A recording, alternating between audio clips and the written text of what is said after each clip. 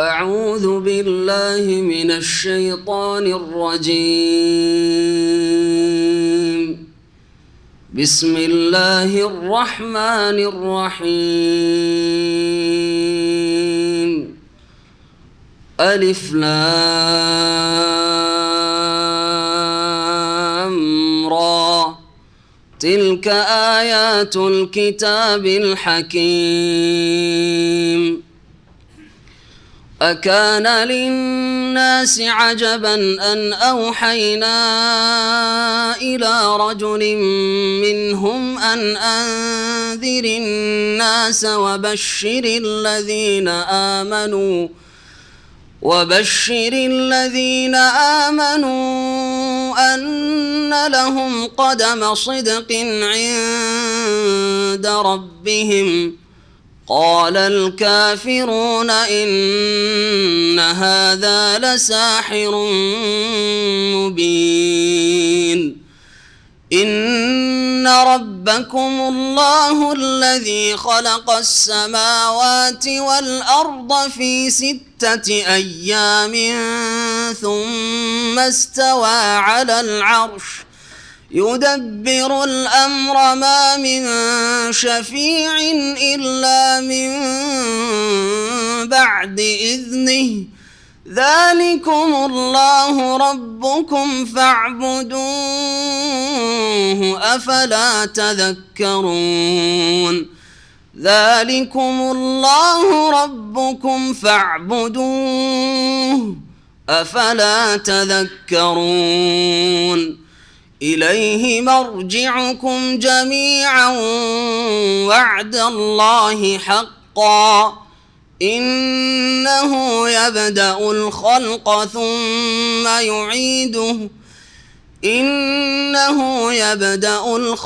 ثم يعيده ليجزي الذين آمنوا وعملوا الصالحات بالقسط.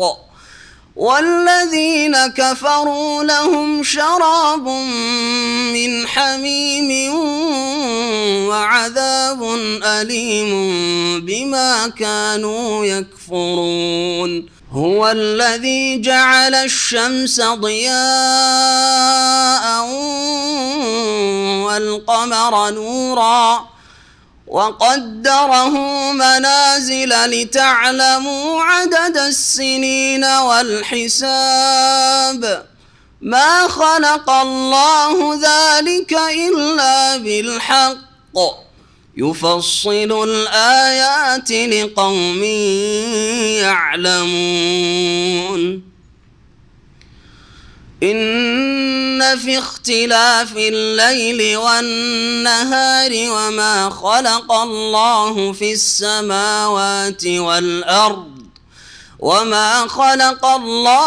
السماوات والأرض لآيات لقوم يتقون.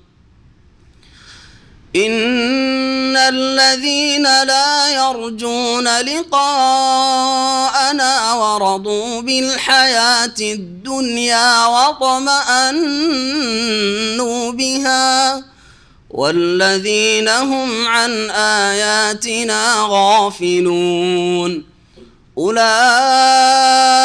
مأواهم النار بما كانوا يكسبون. إن الذين آمنوا وعملوا الصالحات يهديهم ربهم بإيمانهم تجري من تحتهم الأنهار في جنات النعيم. دعواهم فيها سبحانك اللهم وتحيتهم فيها سلام وآخر دعواهم أن الحمد لله رب العالمين.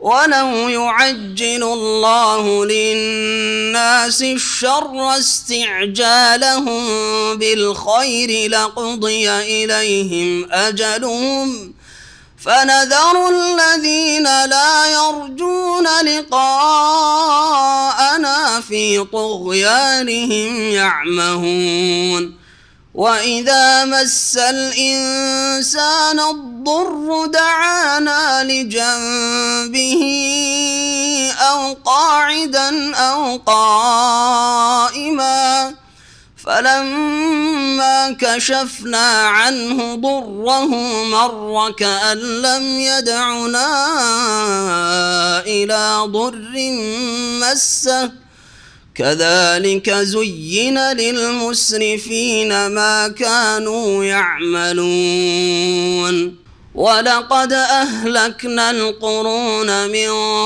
قبلكم لما ظلموا وجاءتهم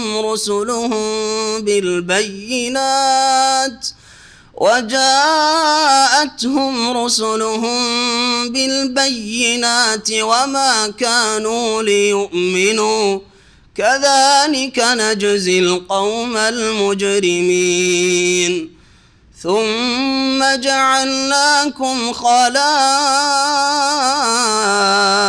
في الأرض من بعدهم لننظر كيف تعملون وإذا تتلى عليهم آياتنا بينات قال الذين لا يرجون لقاءنا ائت بقرآن غير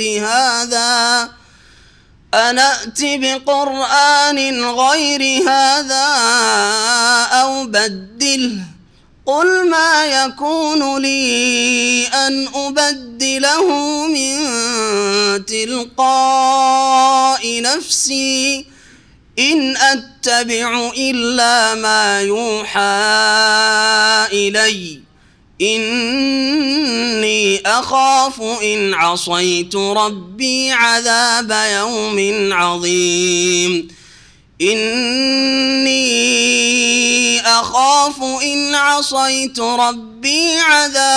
يوم عظيم قل لو شاء الله ما تلوته عليكم ولا أدراكم به فقد لبثت فيكم عمرا من قبله أفلا تعقلون فمن أظلم ممن افترى على الله كذبا أو كذب بآياته إنه لا يفلح المجرمون. السلام عليكم ورحمة الله وبركاته. إن الحمد لله نحمده ونستعينه ونستغفره ونعوذ بالله من شرور أنفسنا ومن سيئات أعمالنا من يهده الله فلا مضل له ومن يضلل فلا هادي له وأشهد أن لا إله إلا الله وحده لا شريك له وأشهد أن محمدا عبده ورسوله صلى الله تعالى عليه وعلى آله وصحبه وسلم تسليما كثيرا أما بعد فأعوذ بالله من الشيطان الرجيم بسم الله الرحمن الرحيم ألف لام را تلك آيات الكتاب الحكيم أكان للناس عجبا أن أوحينا إلى رجل منهم أن أنذر الناس وبشر الذين آمنوا أن لهم قدم صدق عند ربهم قال الكافرون إن هذا لساحر مبين. মহান আল্লাহর সমস্ত প্রশংসা যে আল্লাহ পাক রব্বুল আলামিন অশেষ রহমতে মাহে রমজানুল মোবারক 1436 হিজরি শেষ করে আমরা শাওয়াল মাসে পৌঁছেছি। আজকে শাওয়াল মাসের 15 তারিখ। আমরা আমাদের যে ধারাবাহিক তাফসীর জুমার পরে হয়ে থাকে প্রতি সপ্তাহে, এই তাফসীর ইনশাআল্লাহ তাআলা শুরু করব। আল্লাহ পাক রব্বুল আলামিন যেন আমাদেরকে কোরআন এবং হাদিসের কথা বলার তৌফিক দান করেন, সেই অনুযায়ী চলার তৌফিক দান করেন, জানার তৌফিক দান করেন, মানার তৌফিক দান করেন। আর কোরআন সুন্নাহর দিকে দাওয়াত দেওয়ার আল্লাহ পাক তৌফিক দান করেন ইখলাসের সাথে। প্রত্যেক ভাই যারা দিন শিখছেন তাদেরকে আল্লাহ পাক রব্বুল আলামিন নিজ নিজ এলাকায় গিয়ে, দেশে গিয়ে, অঞ্চলে গিয়ে দায়ী হওয়ার তৌফিক দান করেন। হক কথার দাওয়াত দেওয়ার আল্লাহ পাক যেন ঈমানি এবং অন্যান্য যেসব শক্তি রয়েছে সেসব শক্তিতে আল্লাহ পাক রব্বুল আলামিন তৌফিক দান করেন। আমাদের তাফসীর হবে সূরা ইউনূসের শুরু থেকে। সূরা ইউনূস এই সূরার নামকরণ হয়েছে এই সূরার আয়াত নম্বর 98 ইউনূস আলাইহিস সালামের ঘটনার একটি অংশ, শুধু একটি অংশ। তা হচ্ছে কোনো জাতির জন্য আল্লাহ পাকের আসমানি আযাব বা জমিনি আযাব, দুনিয়ার পার্থিব আযাব এসে যাওয়ার পর, অথবা সেই জাতি আযাবকে দেখে নেওয়ার পরে আযাব কোনো জাতির সরেনি, যে কোনো জাতিকে ধ্বংস করা হয়েছে একমাত্র ইউনূস আলাইহিস সালামের জাতি ছাড়া। যারা আল্লাহর আযাবের লক্ষণ অবলোকন করেছিল, দেখে ফেলেছিল, তারপরেও তাদের তওবায়, তাদের ইখলাসে এবং তাদের আল্লাহ পাকের দিকে একাগ্রতার সাথে ধাবিত হওয়ায় আল্লাহ পাক তাদের অপরাধকে মাফ করেছেন আর আল্লাহ পাক সেই আযাবকে সরিয়েছেন। এই একটি আয়াত রয়েছে, আয়াত নম্বর 98 সূরায় ইউনূসের, যাতে ইউনূস আলাইহিস সালামের কথা বলা হয়েছে। আর নাহলে গোটা সূরা যদি পড়ে আপনি শুরু থেকে শেষ পর্যন্ত পড়েন তো ইউনূস আলাইহিস সালামের ঘটনা পাবেন না। আর লম্বা করে ঘটনা বর্ণনা করা হয়েছে মূসা আলাইহিস সালামের। এই সূরা নবী করিম সাল্লাল্লাহু আলাইহি সাল্লামের মক্কি জীবনে নাযিল হয়েছে। আর রাসূলুল্লাহ সাল্লাল্লাহু আলাইহি সাল্লামের উপর মক্কি জীবনে যেই সব আয়াত বা সূরা নাযিল হয়েছে সেগুলির বিষয়বস্তু প্রতিটি সূরার শুরুতে প্রায় আমি বলে থাকি যে এগুলির বিষয়বস্তু তৌহিদ অথবা রেসালাতের দুটি দিক। একটা হচ্ছে রসুল সম্পর্কে জ্ঞান দেওয়া মানব জাতিকে, আর রসুলের কাছে যা আসে তা হচ্ছে ওহী সম্পর্কে জ্ঞান দেওয়া, সে কোরআনে কারীম হোক অথবা আগের আম্বিয়া রসুলগণের ওপর যেসব গ্রন্থ নাযিল হয়েছে সেগুলির বিষয় হোক, হচ্ছে রিসালাত। আর একটি বিষয় হচ্ছে আখিরাতের বিষয়ে, কারণ আখিরাত সম্পর্কে তারা হয় বিশ্বাসই করতো না অথবা তাদের অস্পষ্টতা ছিল, কোনো ক্লিয়ার ধারণা ছিল না, বা ভ্রান্ত ধারণা, যেমন হিন্দুদের ভ্রান্ত ধারণা আখিরাত পরকাল বলে কিছু নাই, পুনরাগমন আছে, বা পুনর্জন্ম আছে, বারবার করে একটি প্রাণী বারবার জন্মিতে থাকে, কখনো মানুষে জন্মে, আর মানুষের বিভিন্ন স্তর আছে।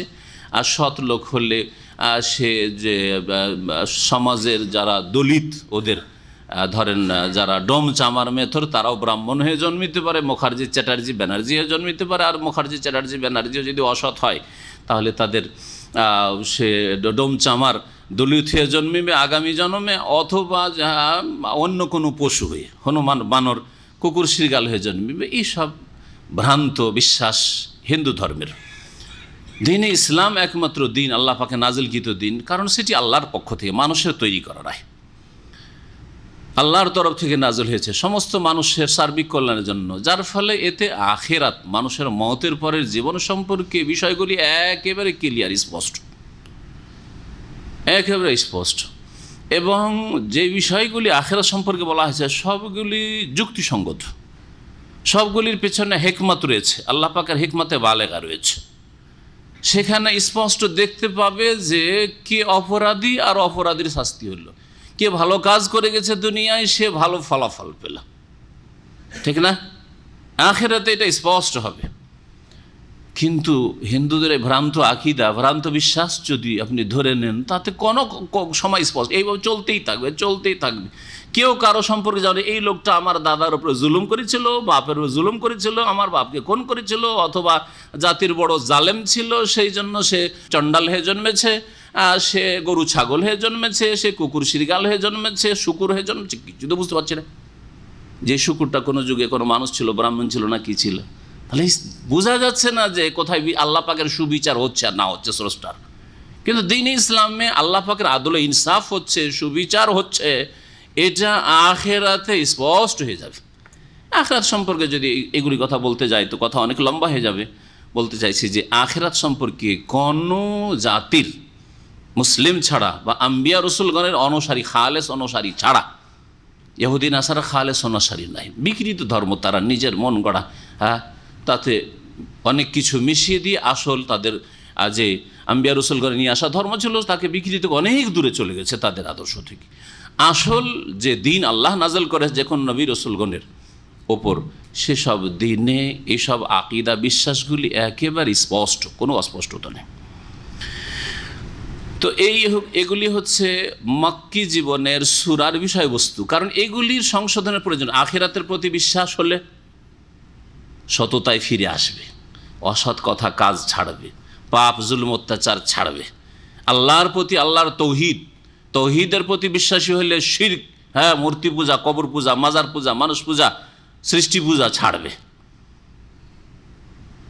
রাসূলের প্রতি বিশ্বাস, রিসালাতে বিশ্বাস, ওহীতে বিশ্বাস হলে নিজের খেয়াল খুশি চলবে না, অথবা নিজের বড়রা বলছে, আমার বংশের সর্দার বলছে, অথবা দেশের শাসক বলছে, সেই জন্য যা বলছে তাই গরু ছাগলের মতো তাই মেনে চলবে না।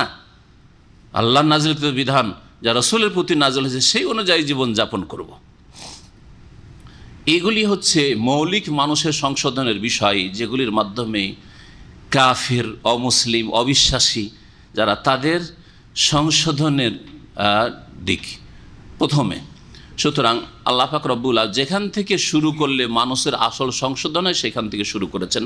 আর তারপরে সালাতের বিষয় পরে এসছে, জাকাতের বিষয় তারপরে এসছে, সিয়াম রোজার বিষয় তারপরে এসছে, হজ তার উপরে এসছে, হেজাব এসছে পরে। বহু হারাম জিনিস ছিল যেগুলি দীর্ঘ সময় পরে হারাম করা হয়েছে। মদ হারাম করা হয়েছে মদিনায়, মক্কায় হারাম করা হয়নি। হেজাব ফরজ করা হয়েছে মদিনায়, সিয়াম ফরজ করা হয়েছে মদিনায়, হজ ফরজ করা হয়েছে মদিনায়। এইভাবে দিনের বিধিবিধান আল্লাহ পাক রব্বুল আলামিন পূর্ণভাবে নাজল করেছেন, দিনকে কমপ্লিট করেছেন। এই সূরার কোনো একটি বিশেষ বিষয়বস্তু নেই, বরং এই বিভিন্ন বিষয়বস্তুগুলি রয়েছে। তৌহিদের বিভিন্ন দিক, তৌহিদের রুবুবিয়তের কথা কয়েকটি আয়াত গেলে, বরং তৃতীয় আয়াত থেকে তৌহিদের রুবুবিয়ত, আল্লাহর কাজের কথা, আল্লাহ পাক কী করেন, আল্লাহ পাকের কুদরতে কামেলার কথা শুরু হবে। তারপর এলাইহি মারজিউকুম, আখিরাত পরকালের কথা শুরু হবে। এইভাবে আল্লাহ রাব্বুল আলামিন তার সম্পর্কে, তার দিন সম্পর্কে, আখিরাত সম্পর্কে যেসব বিষয়গুলি রয়েছে আল্লাহ পাক এখানে বর্ণনা করেছেন। আল্লাহ পাক ইরশাদ করেছেন, আলিফ লাম রা তিলকা আয়াতুল কিতাবিল হাকিম। আলিফ লাম রা এগুলিকে হুরুফে মুকাত্তা বলা হয় আরবি ভাষায়, মানে বিচ্ছিন্ন অক্ষর, যেগুলি সম্পর্কে সাহাবারাও জিজ্ঞেস করেননি, রাসূলুল্লাহ সাল্লাল্লাহু আলাইহি ওয়াসাল্লাম বলেননি এগুলির উদ্দেশ্য, এগুলি কী জন্য আল্লাহ নাজেল করেছেন, এগুলি কোনো শাব্দিক অর্থ অথবা শর্ট ফর্ম, এগুলি যেমন শর্ট ফর্ম আজকাল হয়ে থাকে, বিভিন্ন ভাষায় শর্ট ফর্ম ব্যবহার করে থাকে, এরকম কিছু নয়। বরং এগুলি দিয়ে আল্লাহ পাক রব্বুল আলামিন হয় চ্যালেঞ্জ করেছেন। এই একটি যতগুলি কথা বলা হয়েছে, অনেক কথাই বলা হয়েছে, বিভিন্ন তফসিরে বাইজাবি, তফসিরে কাশাফ, এরকম বড় বড় যেসব তফসিরগুলি রয়েছে অনেক কথা বর্ণনা করেছে, কিন্তু সবগুলি খেয়াল খুশি কথা। তফসিরকারদের, মুফাসসিরিনদের সবাই নিজের কল্পনা জল্পনা এসব কথাবার্তা বলেছে। যতগুলি কথা বলা হয়েছে এগুলির ব্যাখ্যায় বিচ্ছিন্ন অক্ষর, আলিফ লাম মিম হোক আর কাফ হোক আর কাফ হা ইয়া আইন সাদ হোক, যেগুলি হোক, এক অক্ষর বিশিষ্ট হোক, দুই অক্ষর বিশিষ্ট হোক, তিন অক্ষর বিশিষ্ট হোক, চার অক্ষর বিশিষ্ট হোক, পাঁচ অক্ষর বিশিষ্ট হোক, এইরকমভাবে কোরআনে কারিমের বিভিন্ন সূরায় শুরুতে রয়েছে। সবগুলিতে নেই, কিন্তু বেশ কিছু সূরা শুরুতে রয়েছে। এগুলোর উদ্দেশ্য হয় চ্যালেঞ্জ করা জাতিকে যে আলিফ লাম রা, আলিফ লাম মিম এগুলি দিয়ে তো কোরআনে কারিম আল্লাহ নাজল করেছেন। নতুন কোনো অ্যালফাবেট নেই, নতুন কোনো শব্দ অক্ষর নেই, যেগুলি দিয়ে বর্ণ নেই, যেগুলি দিয়ে আল্লাহ কোরআন নাজিল করে, সেই জন্য কোরআনের মোকাবেলা করতে পারো না, এমন কথা নাই। হয় কোরআনের প্রতি বিশ্বাস করো, আর না হলে চ্যালেঞ্জ গ্রহণ করো, নিয়ে আসো, এরকম বাক্য তৈরি করে নিয়ে আসো। এই একটা উদ্দেশ্য, এটা অনেকটাই যুক্তিসঙ্গত, আল্লাহু আলাম। দুই নম্বর কথা হচ্ছে যে মানুষের মধ্যে শৌক পয়দা করা, তাশবিক যেটাকে বলা হয়। নতুন কিছু দেখলে মানুষ সেই দিকে কি হয়, আগ্রহী হয়। যদি ডেলি যে রুটিন রয়েছে ওই রুটিন মাফিক চলতে থাকেন, বলতে থাকেন, তাহলে মানুষ কিন্তু ওই রকমই, এর আগে ওই রকমই দেখেছি, ওই রকম। কিন্তু একটা নতুন যখন একটা ভঙ্গিমা আপনি গ্রহণ করবেন, তখন মানুষ হবে সজাগ হবে। এটা মানুষের স্বভাব। তো এটা একটা উদ্দেশ্য বলা হয়েছে। আরবরা এই তাদের আপনার শের হোক, পদ্য হোক, অথবা নাসর হোক, গদ্য হোক, কোনোটাতে এইরকম বিচ্ছিন্ন অক্ষর ব্যবহার করাই অভ্যস্ত ছিল না, এরকম কোনো প্রচলন ছিল না। তারা তাদের কাসিদাতে কখনো এরকম শব্দ অক্ষরগুলি ব্যবহার করতো না। নতুন তরিকায় যখন কোরআনে কারীম নাযিল হওয়া শুরু, আরে কী বলছে রে, আলিফ লাম রা, আলিফ লাম মিম, কী বলছে দেখি শুনি।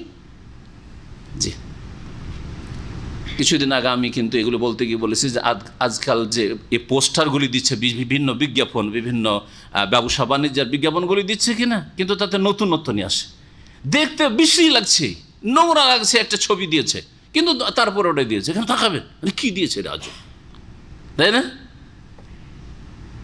তারপরে ভাষা, সুন্দর সুন্দর অলঙ্কারপূর্ণ ভাষা, ফাসিয়ার বালিক ভাষা, শুদ্ধ সহি শুদ্ধ ভাষা না, মাতৃভাষা।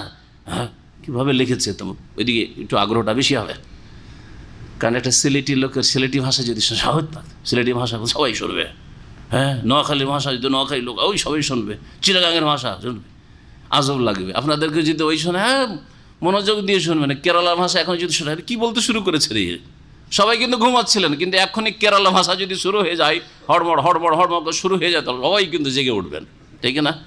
মানুষের মধ্যে তাশওয়ীক, শখ পয়দা করা, আগ্রহ পয়দা করা, এটাও উদ্দেশ্য হতে পারে। আল্লাহু আলাম। এই কথাগুলি বারবার ফিরাচ্ছি, আর বেশি না ফিরিয়ে এরপরে বলবো আল্লাহু আলাম, আল্লাহ ভালো জানেন। শেষখানে তিলকা আয়াতুল কিতাবিল হাকিম, এগুলি হচ্ছে আল কিতাবুল হাকিম, কিতাব গ্রন্থ, আল হাকিম মানে বিজ্ঞানময়, বিজ্ঞানময় গ্রন্থের আয়াতসমূহ, যেগুলি এই সূরা ইউনূসে আমি আল্লাহ নাজিল করছি, আল্লাহ পাক বলছেন, সেগুলি হচ্ছে বিজ্ঞানময় কিতাবের আয়াতসমূহ। এগুলি আয়াতের কোনো কথা, আদেশ, নিষেধ অথবা আল্লাহর কাজ, যা কিছু আল্লাহ রুবুবিয়তের সাথে সম্পর্কিত হোক, আল্লাহর আসমা সিফাত নাম গুণাবলীর সাথে সম্পর্কিত হোক, আল্লাহ পাকের ইবাদত বন্দেগী তৌহিদে উলুহিয়াত ইবাদত সম্পর্কিত হোক, আদেশ নিষেধ হোক, সে সৃষ্টিগত আদেশ হোক, আওয়ামের কৌনিয়া হোক, অথবা শরীয়তগত আদেশ হোক, আওয়ামের শরঈয়া হোক, সবগুলি হচ্ছে বিজ্ঞানময়। আল্লাহ পাকের শরীয়তের প্রত্যেকটি বিধিবিধান হচ্ছে বিজ্ঞানপূর্ণ, যুক্তিপূর্ণ, আর প্রত্যেকটি সৃষ্টিতে যা ঘটছে তাও হচ্ছে বিজ্ঞানপূর্ণ।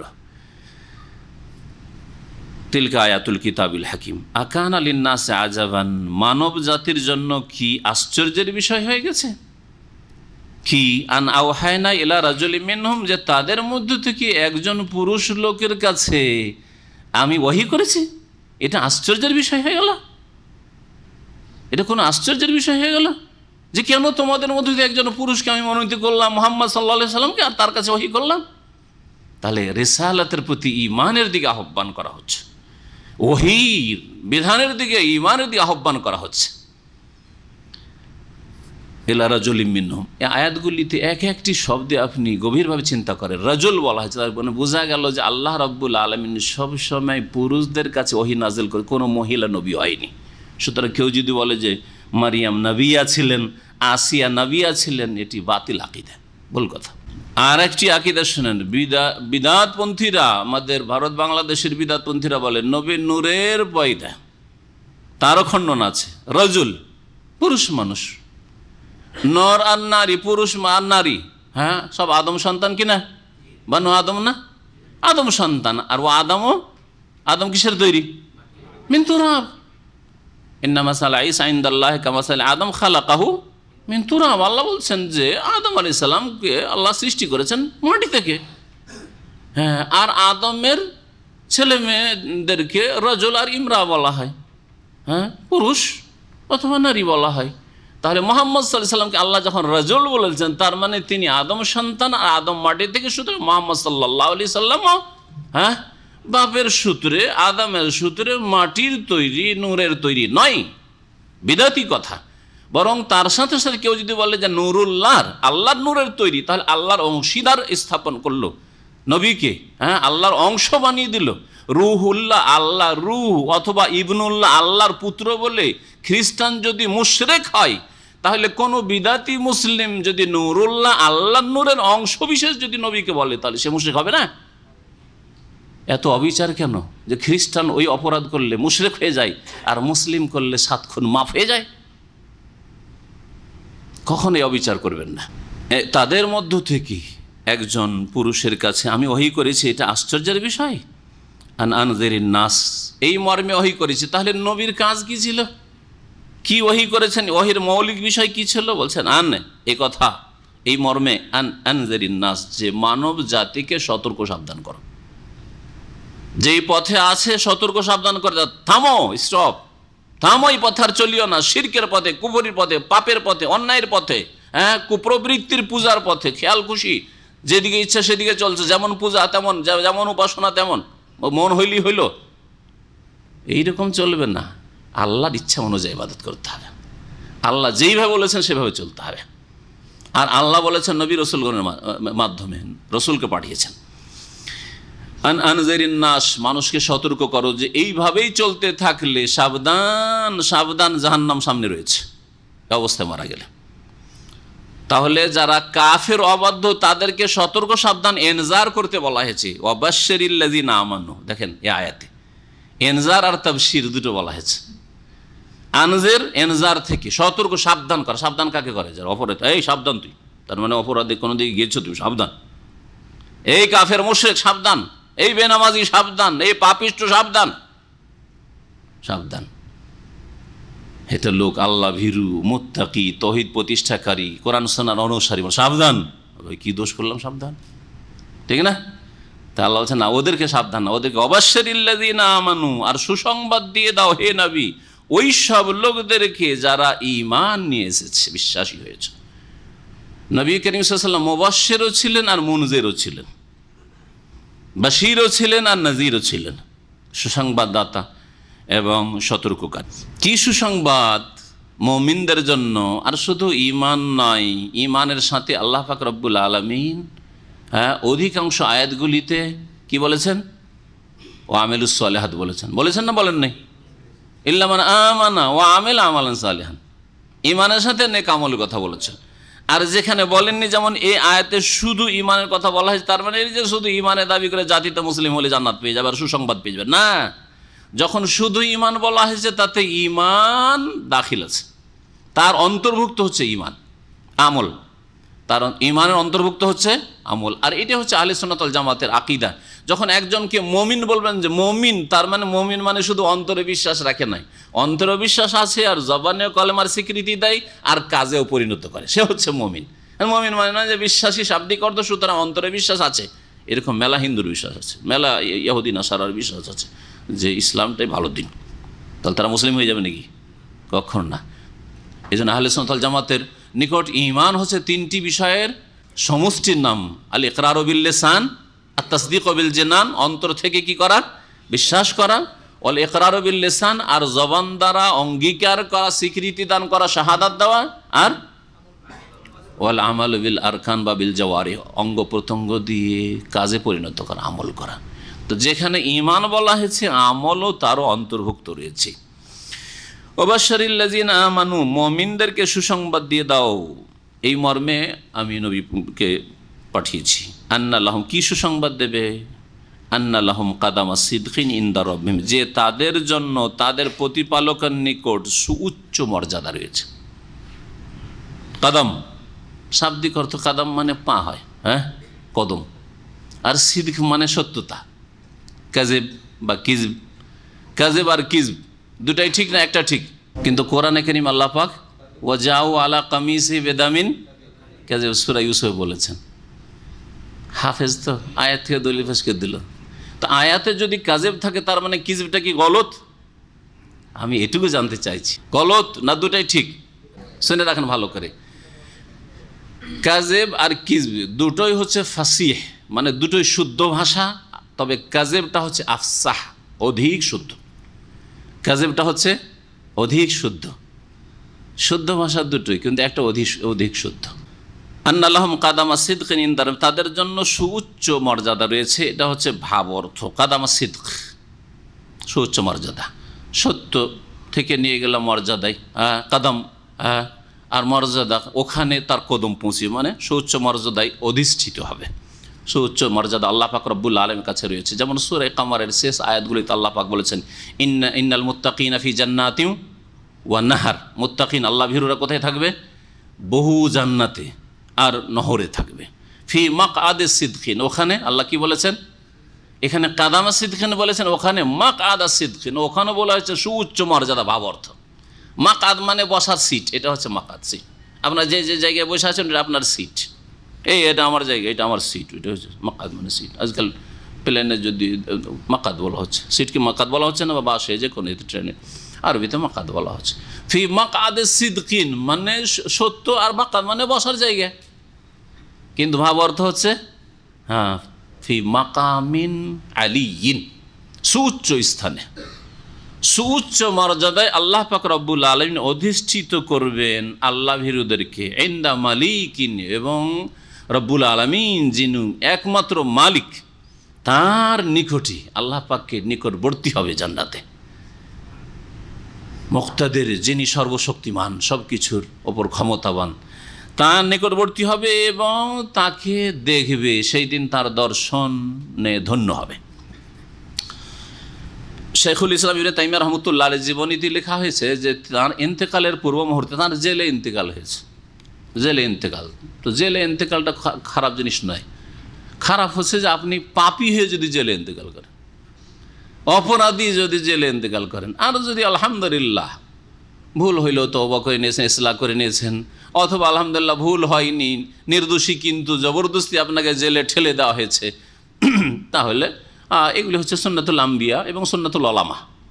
আম্বিয়াদের সুন্নত, ইউসুফ আলাইহিস সালামের সুন্নত, মুহাম্মদ রাসূলুল্লাহ সাল্লাল্লাহু আলাইহি ওয়াসাল্লামকে শেবে আবি তালিবের জেলের চাইতে বেশি কষ্টে রাখা হয়েছে। আবু তালেব ঘাটিতে অবরোধ করে খাদ্য পানি কোনো কিছু যেতে দেওয়া হয় না, আমাদের নবীর সুন্নাত।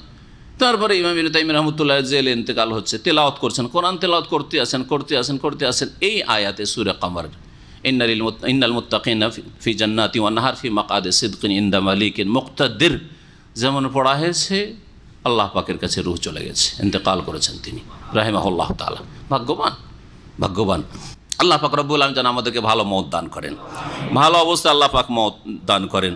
আল্লাহ পাক খারাপ অবস্থা থেকে সবসময় আল্লাহ পাক যেন বাঁচিয়ে রাখেন আমাদেরকে। কালাল কাফিরুনা, কাফিররা বলে থাকে ইন্না হাযা লা সাহিরুম মুবিন। যখন নবী মুহাম্মদ সাল্লাল্লাহু আলাইহি ওয়াসাল্লাম ওহীর কথা বলা শুরু করলেন, 40 বছর পর্যন্ত একজন মানুষও নবী মুহাম্মদের ওপর কোনো দোষ চাপায়নি। খারাপ লোক, এর মধ্যে এই ত্রুটি আছে, কেউ সমালোচনা করেনি। সমালোচনার ঊর্ধ্বে ছিলেন মুহাম্মদ রাসূলুল্লাহ সাল্লাল্লাহু আলাইহি ওয়াসাল্লাম কাফেরদের কাছে, যতদিন পর্যন্ত দ্বীনের কথা না বলেছেন। কিন্তু যেমনই নবুয়তের রিসালাত এসেছে, তখন কাফেররা বলা শুরু করলো ইন্না হাযা লা সাহিরুন মুবিন, নিঃসন্দেহে এই লোক তো স্পষ্ট জাদুকর, জাদু করছে। কারো স্ত্রী বেরিয়ে মুসলমান হয়ে যাচ্ছে, কারো ছেলে মেয়ে বেরিয়ে মুসলিম হয়ে যাচ্ছে, কারো মেয়ে বেরিয়ে মুসলিম হয়ে যাচ্ছে, হ্যাঁ, কেউ ফ্যামিলি ছেড়ে একা গিয়ে বুড়া মুসলিম হয়ে যাচ্ছে। হ্যাঁ, এগুলোকে জাদু বলতো, জাদু। বিদাতিরাও এর থেকে ভিন্ন না। কোন একদিনই ভাই আমাদের দর্শা আছেন, আর ওনার এক ভাই পাক্কা বিদাতি। তো বিদাতিকে অনেক বোঝাবার চেষ্টা করেছে ওর বড় ভাইকে, কমপক্ষে শুনেন কথাগুলি, আপনি শোনেন, মানবেন না মানে আপনার ব্যাপার, শোনেন। বলছে না, শুনবো না, শোনার তাসির আছে, জাদু লেগে যাবে, শোনার তাসির আছে। জি হ্যাঁ। তো বিদাতিদের আচরণটা ওদের মতো, তাসির আছে, শুনবো না। কোরআন হাদিসের কথা শুনবে না, দলিলের কথা শুনবে, তো শুনবে কি তাহলে? আল্লাহর কথা শুনবে না, রসুলের কথা শুনবে না, আয়াত শুনবে না, হাদিস শুনবে না, তাহলে কি জাল কথা শুনবে, কিচ্ছা কাহিনী শুনবে, আর মানুষের বানানো ধর্ম শুনবে? ইন্না রাব্বাকুমুল্লাহুল্লাযী খালাকাস সামাওয়াতি ওয়াল আরদা ফি সিত্তাতি আইয়াম। এখান থেকে আল্লাহ পাক তাওহীদের রুবুবিয়তের কথা বলছেন। আল্লাহ পাক যা কিছু করেন, আল্লাহ পাকের কাজে আল্লাহ একক, এটা হচ্ছে তাওহীদের রুবুবিয়ত। সহজ ভাষায় তাওহীদুল্লাহ বিআফআলিহি, আল্লাহর কাজগুলিতে আল্লাহর একত্ব প্রতিষ্ঠা করা, আল্লাহর কাজে কেউ শরীক নেই। আল্লাহ প্রাণ দেন, কেউ প্রাণ দিতে পারেন, আল্লাহ ছেলে মেয়ে দেন, কেউ দিতে পারেন, আল্লাহ রোগ ভালো করেন, কেউ করতে পারে না, হ্যাঁ, রিজিক দেন, কেউ রিজিক বাড়াইতে পারে না, রিজিক কেড়েও নিতে পারে না। এতেও তো শিরক রয়েছে আমাদের দেশে। কাফের মুশরিকরা তো তাওহীদে ইবাদত, তাওহীদুল উলুহিয়তে শিরক করতো। আমাদের দেশে এগুলো তো শিরক আছে। ছেলে মেয়ে চাইতে যায় মাজারে, রোগের আরোগ্য চাইতে যায় মাজারে, আশা করে যে ওরা এইসব করতে পারবে, হ্যাঁ, মনের কামনা বাসনা পূরণ করতে পারবে, হ্যাঁ, রিজিক বাড়াইতে পারবে, এটা হচ্ছে আমার বাবার দান, এটা হচ্ছে আমার ওই হুজুরে কিবলার দান, ইত্যাদি ইত্যাদি। তাওহীদুর রুবুবিয়ত পর্যন্ত শিরক করে আজকালকার অধমগুলো। আল্লাহ পাক ইরশাদ করেছেন তাওহীদুর রুবুবিয়ত সম্পর্কে, ইন্না রাব্বাকুম, নিঃসন্দেহে তোমাদের রব এগুলি নাই, লাত উজ্জা মানাতো না, আর দুর্গাও না, আর দরগাহ না, এইসব না। তোমাদের রব, তোমাদের প্রতিপালক তো সে আল্লাহ। আল্লাহ আল্লাহ আল্লাযী, যিনি খালাকাস সামাওয়াতি ওয়াল আরদ, যিনি আকাশসমূহ এবং জমিনকে সৃষ্টি করেছেন ফি সিত্তাতি আইয়াম, 6 দিনে। 6 দিন আল্লাহ পাক সৃষ্টি করেছেন। কোন দিন থেকে কোন দিন পর্যন্ত? তাফসীরকাররা বলেছেন, অনেকবারই বলা হয়েছে, দেখি কিছু মনে আছে কিনা। হ্যাঁ, রবিবার থেকে শুক্রবার পর্যন্ত। সুম্মাস্তাওয়া আলাল আরশ, অতঃপর তিনি আরশে সমুন্নত হন। অতঃপর তিনি আরশে সমুন্নত। ইস্তাওয়া মানে ইরতাফা ওয়া আলা, সমুন্নত হন। ইস্তাওয়া মানে তিনি আরশের মালিক হন না, এটা হচ্ছে বিদাতীদের অর্থ। তিনি আরশের মালিক হলেন। আরশের মালিক তিনি, আরশে না, তিনি সর্বত্র ওদের কাছে, বিদাতীদের কাছে। সুতরাং আরশে সমুন্নত হইলেন, এই কথা তারা মান্যতা চাই না। কি বলতে চায় তারা? আল্লাহ সর্বত্র বিরাজমান, আল্লাহ মুমিনের কলবে কলবে। একদিকে বলছে মুমিনের কলবে কলবে, তাহলে কলবের বাইরে নাই, ঠিক কিনা? মুমিনের কলবে কলবে যদি থাকে তো কলবের বাইরে এখানে কার্পেটে নাই আল্লাহ, ঠিক কিনা? পিলারের ভিতরে নেই। আবার আরেক দিকে বিদাতীদের আরেকটা ভাষা, ওই বিদাতীদেরই ভাষা হচ্ছে আল্লাহ সর্বত্র বিরাজমান আর সব কিছুতেই বিরাজমান। পিলারের ভিতরেও, এই বোতলের ভিতরেও, মোবাইলের ভিতরেও, বাইরেও, সব জায়গায়, খালি জায়গায়, মানুষের ভিতরে, সব কিছুতে, ঠিক না? সুতরাং যারই পূজা করো, যারই পূজা করো, আল্লাহরই ইবাদত করা হইলো, ঠিক কিনা? এটা ইসলাম ধর্ম না হিন্দুদের ধর্ম যে সব কিছু পূজনীয়? হিন্দু ধর্মের থিওরি হলে যে সব কিছুতে কিছু না কিছু শক্তি আছে, সেজন্য সব কিছু পূজনীয়। গঙ্গা পূজনীয়, যমুনা পূজনীয়, আর লিঙ্গ পূজন, লিঙ্গর ক্ষমতা আছে, সেই জন্য লিঙ্গ পূজনীয়। আরে লিঙ্গ দিয়ে সারা দুনিয়ার প্রজন্ম হচ্ছে, সে লিঙ্গ পূজনীয় ওদের কাছে, সব কিছু পূজনীয়। তো এই আকিদা একেবারে নিছক হিন্দুদের আকিদা। ইসলামিক আকিদা হচ্ছে আল্লাহ আরশে সমুন্নত, আল্লাহ আরশে সমুন্নত। আরশে থেকে আল্লাহ পাক রব্বুল আলামিন বিভিন্ন দিক থেকে, হ্যাঁ, ওহুয়া মাকুম আইনা মাকুম, যেখানেই থাকো আল্লাহ তোমাদের সাথে আছেন। আরশে থাকার সাথে সাথে, আরশে সমুন্নত হওয়ার সাথে সাথে তোমাদের সাথে আছেন বিভিন্ন দিক থেকে। যারা খাস বান্দা মুমিন, তাদের সাথে তৌফিকের দিক দিয়ে আছেন, সাহায্যের দিক দিয়ে আছেন, হেফাজতের দিক দিয়ে আছেন, আর জ্ঞানের দিক দিয়েও আছেন, আর পরিবেশনের দিক থেকেও আছেন, ক্ষমতা কুদরতের দিক থেকেও আছেন। কাফেরদের সাথে তৌফিকের দিক থেকে নেই, সাহায্যের দিক থেকে নেই, হেফাজতের দিক থেকে নেই, অসৎ লোকদের সাথে নেই। তবে জ্ঞানের দিক থেকে, পরিবেষ্টনের দিক থেকে, ক্ষমতার দিক থেকে ইত্যাদি, এছাড়াও বহু দিক হইতে পারে যেগুলি আল্লাহর জন্য শায়ানে শান, মানে আল্লাহর জন্য যেগুলি উপযোগী, সেগুলো হইতে পারে। কিন্তু অস্বীকার করে দিবেন যে আল্লাহ আরশে, আল্লাহ সর্বত্র, এটি কুফরিয়া কথা, এটি ইসলাম ছাড়া অন্য ভ্রান্ত ধর্মের কথা, ইসলাম ধর্মের কথা নয়। আল্লাহ পাক রব্বুল আলামিন আরশে সমুন্নত। ইস্তাওয়ার আরবি আলা ওয়ারতাফা, ইস্তাউলানা। বিদাতিরা কি করে? ইস্তাউলা মানে আল্লাহ আরশের মালিক হয়েছেন। আরশের মালিক হয়েছেন তার মানে এতদিন আসমান জমিন সৃষ্টি করার পূর্বে তাহলে আল্লাহ আরশের মালিক ছিলেন না, হয় না এই অর্থ? আল্লাহ আসমান জমিন 6 দিনে সৃষ্টি করলেন, তারপরে আরশের মালিক হইলেন। তার মানে কি বুঝায়? এখন মালিক হইলেন।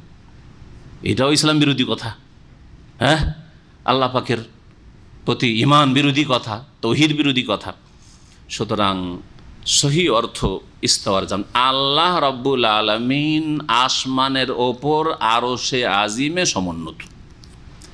আবার এই আকীদাও শুধু বলবেন না, কারণ বিদাতির আবার আরেকটা চোরা রাস্তা রয়েছে বিদাতিদের, সেটা হচ্ছে আল্লাহ আরশে আছেন কিন্তু আল্লাহর আরশ সব জায়গায়, আসমানের উপরে না। আল্লাহ আরশে আছেন কিন্তু আল্লাহর আরশ সব জায়গায় না। এই জন্য বলে আল্লাহ আমিনতুম মান ফিস সামাই, আল্লাহ আকাশের উপরে। এই দলিল রয়েছে আল্লাহ আকাশের ঊর্ধ্বে, আকাশ সৃষ্টি আল্লাহ, আর মখলুকের মধ্যে আল্লাহ মখলুত নয়, একাকার নয়। ভালো করে শুনে রাখেন, আল্লাহ সৃষ্টির ঊর্ধ্বে, আল্লাহ সৃষ্টি জগতের ঊর্ধ্বে, আরশের ওপর সমুন্নত। সৃষ্টির ঊর্ধ্বে মানে আল্লাহর সৃষ্টি 7 আসমান, সব কিছুর ঊর্ধ্বে, আরশ কুরসি সব কিছুর ঊর্ধ্বে আল্লাহ রাব্বুল আলামিন। সুম্মাস্তাওয়া আলাল আরশ, অতঃপর আরশে সমুন্নত হলেন। ইউদাব্বিরুল আমরা, আর সমস্ত কাজ তিনি পরিচালনা করেন। দাব্বারা ইউদাব্বিরু মানে পরিচালনা করা, নিয়ন্ত্রণ করা, তাদবীর। নিয়ন্ত্রণকারী কে? আল্লাহ। মুদাব্বির সমস্ত কাজের তাদবীরকারী, নিয়ন্ত্রণকারী আল্লাহ রাব্বুল আলামিন, পরিচালনাকারী আল্লাহ রাব্বুল আলামিন। তাহলে কেউ যদি গৌস কুতুবের আকীদা রাখে আর বলে প্রত্যেকটি শহরের কোনায় কোনায় আল্লাহর কুতুবরা বসে আছে, এই আল্লাহর কুতুবরা আল্লাহর জমিনকে ধরে আছে, এগুলো পীরদের সুফিদের কিতাবে আছে, সুফিদের কিতাবে আছে, আর তাদের মুরিদানদেরকে পড়ানো হচ্ছে। আর এইসব ইমান তাদের, এর আসমান জমিন ধরে আছে। যদি ধরে না থাকে তো আল্লাহ তহস নহস করে দেবে, ধ্বংস করে দিবে নাকি? নাউযুবিল্লাহ। আল্লাহকে ধ্বংস করতে দেয় না, আর থেমে নিচ্ছে। আল্লাহ ধ্বংস করতে চায়, এরা থেমে নিচ্ছে। তার মানে আল্লাহর চাইতে বেশি এদের গায়ে জোর। যেমন তেমন কথা নয়, এমনি কবর মাজার পূজা করে না, জি হ্যাঁ, এমনি পীর পূজা করে না, এরা সবকে ধরে আছে। সুবহানাল্লাহ। এগুলি এক যুগে মনে হতো কাল্পনিক কথা, হয়তো বা তারা বলেনি, কিন্তু তাদের কিতাবগুলি যখন পড়লাম, পড়ার পরে আপনাদেরকে বলতে শুরু করেছি। এগুলো পড়ার আগে বলি না, শুনে শুনে বলি না। আমি ওই রকম সুন্নি মুসলমান না, আমাদের দেশি লোকদের মতো। হ্যাঁ, সুন্নির একটা হতে শুনে শুনে মুসলমান, মানে বাপ মার কাছে শুনেছে আমরা মুসলিম, সেই জন্য মুসলিম। ইসলামের কিছু শিখে না, ইসলামের কিছু শিখলো না, শুনেছে যে বাপ মা মুসলিম, আমাদের বংশ সব মুসলিম, সেই জন্য শুনে শুনে মুসলিম। জিজ্ঞাসা করেন সূরা ফাতিহা মুখস্থ নেই, ইসলামিক সেন্টারে কাজ করে, সূরা ফাতিহা ভালো করে মুখস্থ নেই, সুন্নি মুসলিম, শুনে শুনে মুসলিম। কথা বুঝতে পেরেছেন? আর যদি জিজ্ঞাসা করে ইসলামের কয়টি পিলার, তাও জানে না, ইমানের কয়টি পিলার, তাও জানে না। এগুলো হলো এই অর্থে সুন্নি মুসলিম, এই অর্থে সুন্নি মুসলিম। ইন্ডিয়ার এক পুলিশ, একদিন রেল স্টেশনে বসে আছি, আর পুলিশ বলছে যে আমি শুনেছি যে সুন্নি যারা মুসলমান এরা 2 নম্বর।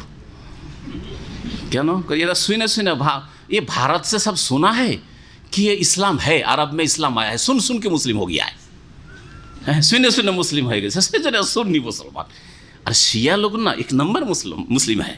वो पुलिस बोलছে কারণ ও देख देख के मुस्लिम हुआ है, হ্যাঁ, देख देख के मुस्लिम हुआ है। এইরকম হচ্ছে আজকাল জাহেল মুসলিম সমাজের অবস্থা।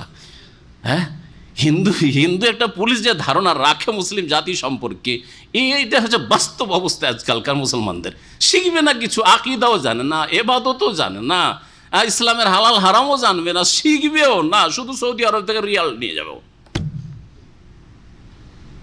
ইসলাম সেন্টারে এসে কয়েকটা পার্ট টাইম করে কয়েকটা পয়সা হয়, বাস নিয়ে যাবে। ও একটা দার্সেও হাজির হবে না, সূরা ফাতিহা ঠিক করে পড়বে না, সূরা ইখলাস নাস মুখস্থ নাই। এই যদি অবস্থা হয় তাহলে কি ওই সুন্নি শুনে শুনে মুসলমান? বাপ দাদা বলেছে আমরা মুসলিম, তাই মুসলিম। জি, রাগ করবেন না, সবার জন্য বললাম, একটা উদাহরণ দিলাম যে এমনও আছে যে এইরকম অবস্থা। ইসলাম শিখার জন্য একেবারে কাছাকাছি থাকে, কিন্তু চেরাগের তলে থাকে, প্রদীপে লণ্ঠনের তলাই থাকে এরা। কথা বুঝতে পারছেন? ইউরোপ, আমেরিকা, আর কানাডার, অস্ট্রেলিয়া থেকে ইসলাম শিখে সারা রাত ধরে ধরে শোনে, তো অনলাইনে সামনে এসে শুনতেই পাই না। আর এইখানে দাম্মাম এই সিকো মার্কেটে থাকে, এখানে থাকে, আশেপাশে থাকে, দিন শিখার তৌফিক হয় না হতভাগাদের। এক ভাই বলছে কিছুদিন আগে, সামনে রাস্তা পার করলেই ও বসে ওখানে, তার মানে 3-4 কদমে ওর রুমে বা অফিসে পৌঁছা যাবে। সে বলছে আমার জামাই, আমার মেয়ে আপনার নিয়মিত আলোচনা শোনে, পিস টিভিতে শোনে আর আপনার ইন্টারনেটে শোনে, ওরা ভক্ত একবারে আপনার, এ কথা বলছে। আমি বললাম যে মাশাআল্লাহ, 5000 কিলোমিটার বাংলাদেশ, সৌদি আরব থেকে, সেখানে তারা আলোচনা শোনে, আর এখানে আপনার 5 মিটারও হবে না, এর রোডটা পার 5 মিটারও হবে না, তাও শোনার তৌফিক হয় না। একটু চেষ্টা করে, আল্লাহ তৌফিক, আল্লাহ তৌফিক হেদায়েত করুক আল্লাহ রাব্বুল আলামিন। তো এটা হচ্ছে আসলে নসিব। আল্লাহ পাক যে কাকে ভাগ্যবান করবেন, কোথায় যে আল্লাহর নূর গিয়ে পড়বে, লাইট পড়বে, আল্লাহ ভালো জানেন। আর কোথায় যে অন্ধকার থেকে যাবে, আল্লাহ পাকের দিনের নূর পড়বেন, অন্ধকারের থেকে জুলুমাত বা ফকবাজ, অন্ধকারের উপর অন্ধকারে থেকে যাবে, বদনসিব হয়ে আল্লাহ পাক যেন হেদায়েত দান। ইউদাব্বিরুল আমরা, আল্লাহ পাক সব কাজ পরিচালনা করেন, মনে রাখবেন। সুতরাং আল্লাহর কাছে চাইতে হবে। ফাত্তাকুল্লাহ, নবী সাল্লাল্লাহু আলাইহি ওয়াসাল্লামের একটি হাদিস রয়েছে, আল্লাহ শুনে রাখো, ফাত্তাকুল্লাহ লান তামুতা নাফসুন হাত্তা তাস্তাকমিলা রিজকা, কোনো মানুষ মরবে না। নবী কি বলছেন? কোনো মানুষ কখনো মরবে না, হাত্তা, যতক্ষণ পর্যন্ত, তাস্তাকমিলা রিজকা, তার রিজিক পুরা না হয়েছে। একটা দানাও যদি আমার পেটে যাওয়া থাকে, ওই দানাটা না খাওয়া পর্যন্ত মত আসবে না, কেউ মারতে পারবে না। হাত্তা তাস্তাকমিলা রিজকা, এটা হচ্ছে আকীদা, এটা হচ্ছে তাকদীর, এটা হচ্ছে ঈমান। আলা শুনে রাখো, ফাত্তাকুল্লাহ, সুতরাং আল্লাহকে ভয় করো, হারাম খেও না, হারাম পান করিও না, হারাম উপার্জন করিও না, হারাম জীবনযাপন করিয়ে না। ও আজমেলু ফি তালাব, আর সুন্দরভাবে আল্লাহর কাছে চাও, সুন্দর তরিকায় আল্লাহর কাছে চাও। আল্লাহ দেন কিনা দেখে নাও, অবশ্যই দেবেন, কিন্তু সুন্দরভাবে চাইতে হবে। ইউদাব্বিরুল আমর, নিয়ন্ত্রণকারী আল্লাহ রাব্বুল আলামিন। কিন্তু শয়তান, ইবলিস, মানুষ শয়তান, জিন শয়তান ধোঁকা দিয়েছে যে তোকে পীর মুর্শেদে দিল, বাবা দিল, আটরসি দিল, মাইজ ভান্ডারি দিল, খাজা বাবা দিল, জিলানি বাবা দিল। এসব জিন শয়তান মানুষ শয়তানে ধোঁকা দিয়ে দিয়েছে। তার কাছেই চাও। মামিন শাফিন ইল্লা মিন বাদি ইজনি, কোনো সুপারিশকারী নেই একমাত্র আল্লাহর অনুমতি ছাড়া। তার অনুমতি ছাড়া কোনো সুপারিশকারী নেই। তাহলে সুপারিশের জন্য আল্লাহ পাকের অনুমতি লাগবে সুপারিশকারীর জন্য, যে তুমি সুপারিশ করো, এই অনুমতি একটা শর্ত। দ্বিতীয় শর্ত, কার জন্য সুপারিশ হবে তার ওপর আল্লাহ পাকের রেজামন্দি লাগবে। ওয়ালা ইয়াশফাউনা ইল্লা লিমানির তাদা, তার জন্য একমাত্র সুপারিশ করতে পারবে যার জন্য আল্লাহ রাজি হবেন যে ঠিক আছে চাও। তো যার তার জন্য এসে দরখাস্ত করে দেবে আখেরাতে আর নিয়ে যাবো একে আমি জান্নাতে, এই উপায় নেই, এর অবকাশ কোরআন হাদিসের নেই। এই দুটো শর্ত মনে রাখবেন। ইজনুল্লাহ লিল শাফে, সুপারিশকারীর জন্য আল্লাহর ইজেন অনুমতি লাগবে। ওয়া রিজাল্লাহ লিল মাশফু, আর সুপারিশ যার জন্য করা হবে তার জন্য আল্লাহর সন্তুষ্টি লাগবে, না হলে সুপারিশ হবে না। আল্লাহ পাক যেন বোঝার তৌফিক দান করেন এবং আমাদেরকে এই শিরকি আর বিদাতি সুপারিশের ভ্রান্ত ধারণা থেকে বেঁচে থাকার তৌফিক দান করেন। আর এই বিদাতি আর শিরকি সুপারিশের উপর আস্থা করে আমলহীন কর্মহীনতার জীবন থেকে আল্লাহ পাক আমাদেরকে উদ্ধার করেন। ঈমান সুন্দর করুন, আমল সুন্দর করুন, আর আল্লাহ পাকের কাছে কল্যাণের আশা রাখুন, নবী করিম সাল্লাল্লাহু আলাইহি ওয়াসাল্লামের শাফাআতের আশা রাখুন। অবশ্যই আল্লাহ পাকের পক্ষ থেকে শাফাআতের অনুমতি হবে যদি আপনি সে শাফাআতের হকদার হন। জালিকুমুল্লাহ রাব্বুকুম, ইনিই তো আল্লাহ। জালিকুমুল্লাহ, এই তো আল্লাহ, রব্বকুম, যিনি তোমাদের প্রতিপালক, ফাবুদু, সুতরাং তাঁরই ইবাদত করো। তৌহিদে রুবুবিয়ত বলে তৌহিদে উলুহিয়তের দিকে আহ্বান করা হচ্ছে। কোরআনের একটি নীতিমালা হচ্ছে আল্লাহর কাজগুলির ক্ষেত্রে আল্লাহর একত্বের কথা জানিয়ে দিয়ে মানব জাতিকে আহ্বান করা, তাদের ইবাদতবন্দিকে তৌহিদ প্রতিষ্ঠার জন্য, তৌহিদে উলুহিয়তের জন্য। অন্য ভাষা দিয়ে বলি খুব সহজে বুঝতে পারবেন কথা, কারণ তৌহিদের কথা সূক্ষ্ম কথা। তো যখন আল্লাহ সব কাজগুলি করেন তোমাদের, তাহলে ইবাদত আবার কার করবে? বুঝতে পারছেন এবার কথা? আল্লাহ সব কাজগুলি করেন আর ইবাদত করবেন কার? অন্যর। খেতে দেন কে? হায়াত দিয়েছেন কে? আপনাকে মানুষ করে সৃষ্টি করেছেন কে? সুস্থ রেখেছেন কে? আপনাকে বিবি ছেলে মেয়ে দিয়েছেন কে? নিরাপত্তা দান করেছেন কে? হ্যাঁ, তাহলে সব কিছু যখন আল্লাহ করেন, তো ইবাদত আবার দরগার আর দুর্গার? নালায়েক মানুষ এতটুকু বুঝে আসে না। তৌহিদে রুবুবিয়তকে তৌহিদে উলুহিয়তের দলিল হিসাবে, প্রমাণ হিসাবে আল্লাহ পাক কোরআনে কারীমের বহু আয়াতে পেশ করেছেন, যেখানে রুবুবিয়ত পেশ করার উদ্দেশ্য হচ্ছে কাজ যখন আল্লাহ করেন, হ্যাঁ, যিনি দেন, নুন যার খাও তার গুণ গাও, নিমক হারামি করিও না। মুশরিক নিমক হারাম খায় আল্লাহর, সব নিয়ামত ভোগ করে আল্লাহর, আর গুণ গায় দরগার নাই দুর্গার, লাত উজ্জা মানাতের। ফাবুদু, ইনি তো তোমাদের রব, সুতরাং তাঁরও ইবাদত করো। আফালা তাযাক্কারুন, তোমরা কি উপদেশ গ্রহণ করবে না? ইলাইহি মারজিউকুম, উপদেশ গ্রহণ করবে না তো শোনো তাহলে, শেষে যাচ্ছ কোথায়, এসছো কোত্থেকে, আর যাচ্ছ কোন দিকে শোনো। এমন নয় মরে গেলে এক্সপায়ার হয়ে গেল। আজকাল এক্সপায়ারের ভাষা শিখেছেন ভদ্রলোকেরা, সুতরাং আর কিছু হিসাব নেই, নিকাশ নেই, জবাবদেহি নেই, কিচ্ছু নেই, চিন্তা নেই, বাস মরে গেলাম মরে গেলাম, যা ভোগ করার ছিল ভোগ করে নিলাম। না, ইলাইহি মারজিউকুম জামিয়ান, তোমাদের সকলের প্রত্যাবর্তন স্থল হচ্ছে তাঁর ওই দিকে। ইলাইহি, তাঁর দিকে হচ্ছে মারজিউকুম, তোমাদের সকলের প্রত্যাবর্তন স্থল। মারজে ইসম জারফে সিগা। ওয়াদাল্লাহি হাক্কান, আল্লাহ পাকের এই সত্য প্রতিশ্রুতি, এতে কোনো বরখেলাফ হবে না, কোনো রকমের তফাৎ দেখতে পাবেন। আল্লাহ যা বলেছেন, যেভাবে বলেছেন সেভাবেই হবে। ইন্নাহু ইয়াবদাউল খালকা, নিঃসন্দেহে তিনিই তো সৃষ্টির সূচনা করেন, সৃষ্টি শুরু করেছেন আল্লাহ, অন্য কেউ করে নাই। সুম্মা ইউঈদুহু, অতঃপর তিনি পুনরায় তোমাদেরকে সৃষ্টি করবেন। ইউঈদুহু, আবার তোমাদেরকে সৃষ্টি করবেন মওতের পরে। কেন? এখন বদলার জগৎ শুরু হবে। দুনিয়া ছিল কর্মজগৎ, কাজ করার জন্য, কাজ শেষ, দুনিয়ায় আমল করার সুযোগ আছে, বদলা নাও পেতে পারো আল্লাহর পক্ষ থেকে, কারণ এটা বদলার জগৎ করেন নাই, এই বিশ্বাস রাখেন না, না হলে এবাদতে স্বাদ পাবেন না, এবাদত করে ফল পাবেন না। কারণ অনেক মূর্খ মুসলিমরা নামাজ রোজা করার পরে সুস্থ থাকতে চায়, যে নামাজ রোজা করছে আল্লাহ কেন সুস্থ রাখবে না, নামাজ রোজা করছি আল্লাহ কেন ভালো পয়সা দেবে না, বেশি পয়সা দেবে না, হ্যাঁ বেশি সুখ দেবে না, হ্যাঁ নেক বিবি দেবে না, নেক সন্তান দেবে না। তো দুনিয়াকে তুমি বদলার জগৎ, দারুল জাজা, মানে এটা দারুল জাজা নয়, বদলার জগৎ নয়। হ্যাঁ দিতে পারেন আল্লাহ রাব্বুল আলামিন।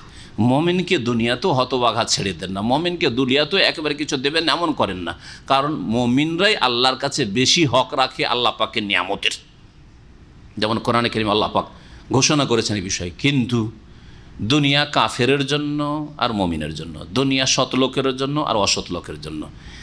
আর দুনিয়াতে আল্লাহ রাব্বুল আলামিন সব প্রয়োজন মেটাবেন, আর যা কিছু করবেন তার বদলা চাইবেন, বদলার আশা রাখবেন, এই জন্য দুনিয়া সৃষ্টি করেন নাই।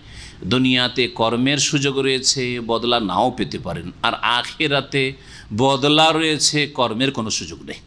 কাজ করার, সংশোধন করার, তওবা করার, ইসলাহ করার, আল্লাহর দিকে ফিরে আসার, জান্নাতি হয়ে যাবে এখন কিছু কাজ করে, এইরকম মওতের পরে আর কোনো সুযোগ আসবে না।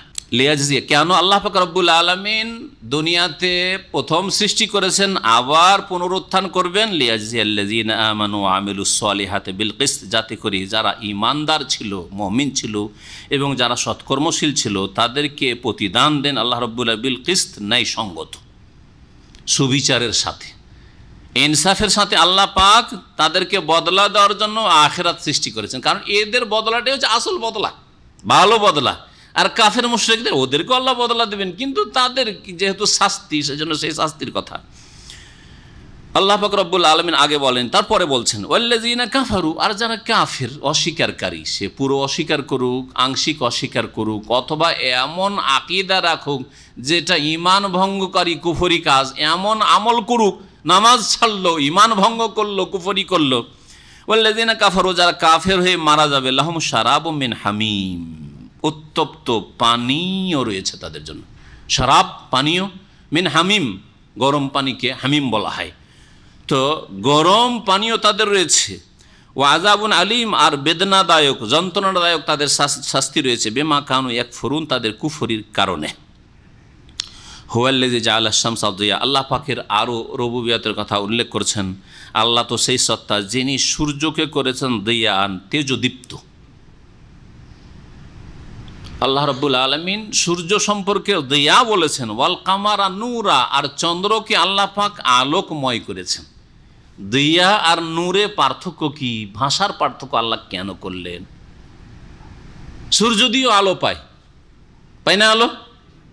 সূর্য উঠলে আলোকিত হয়ে যায়, অন্ধকার ছিল আলো হয়ে যায়, আর চন্দ্রেও আলো হয়। তো নূর শব্দটি চন্দ্রের ক্ষেত্রে আল্লাহ কোরআনে কারীমের একটি আয়াত শুধু না, বেশ কিছু আয়াতে উল্লেখ করেছেন।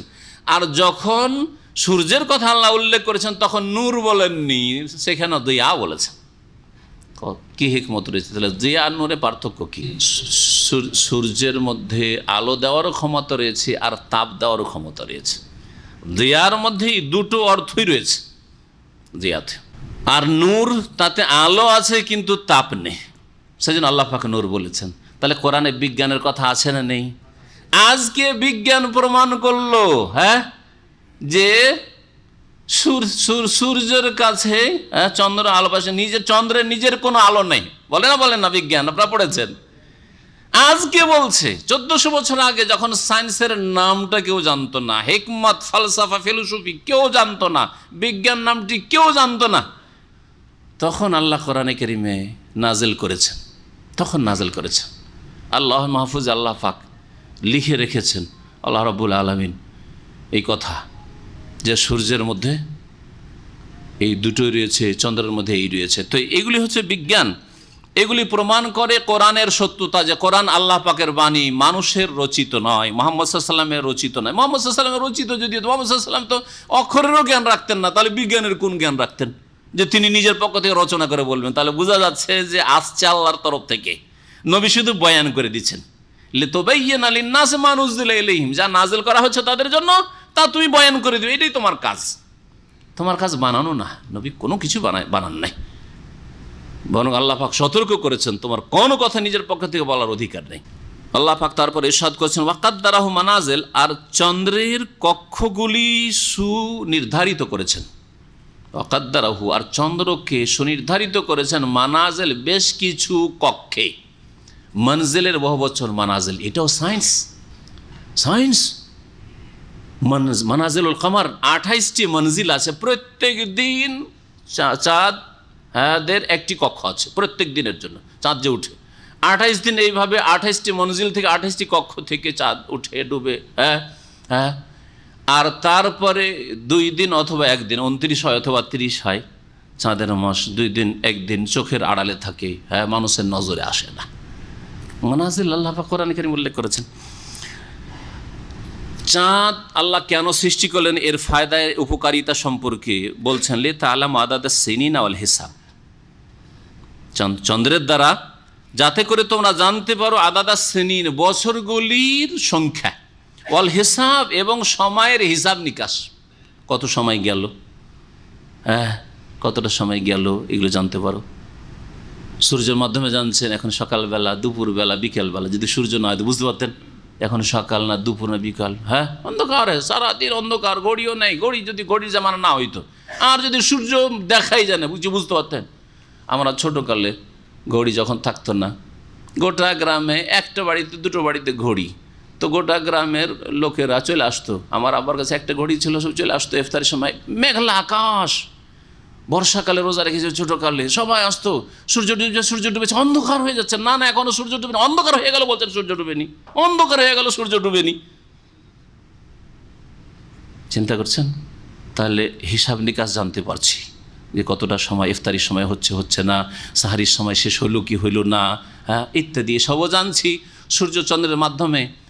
আর বছরের হিসাবগুলিও জানতে পারছি। এই আয়াতে চন্দ্রের সৃষ্টির কথা আল্লাহ পাক উল্লেখ করেছেন, বা রহস্যের কথা যে কেন আল্লাহ চন্দ্র সৃষ্টি করেছেন, সূর্য সৃষ্টি করেছেন। আর চন্দ্র সম্পর্কে আর একটি আয়াত রয়েছে, ওয়াস আলুন কানিল আহিল্লা, হে নবী তোমাকে লোকেরা জিজ্ঞেস করে কি সম্পর্কে? আহিল্লা, হেলালের বহুবচন, চাঁদ সম্পর্কে। প্রথম দিনের চাঁদ সম্পর্কে, প্রথম দিন, দ্বিতীয় দিন, তৃতীয় দিন, এই যে চিকন হয়ে থাকে এগুলোকে হেলাল বলা হয়। এই চাঁদ সম্পর্কে জিজ্ঞেস করে। কি বলা হয়েছে কোরআনে কারিমে? বলেন হাফেজ সাহেবরা।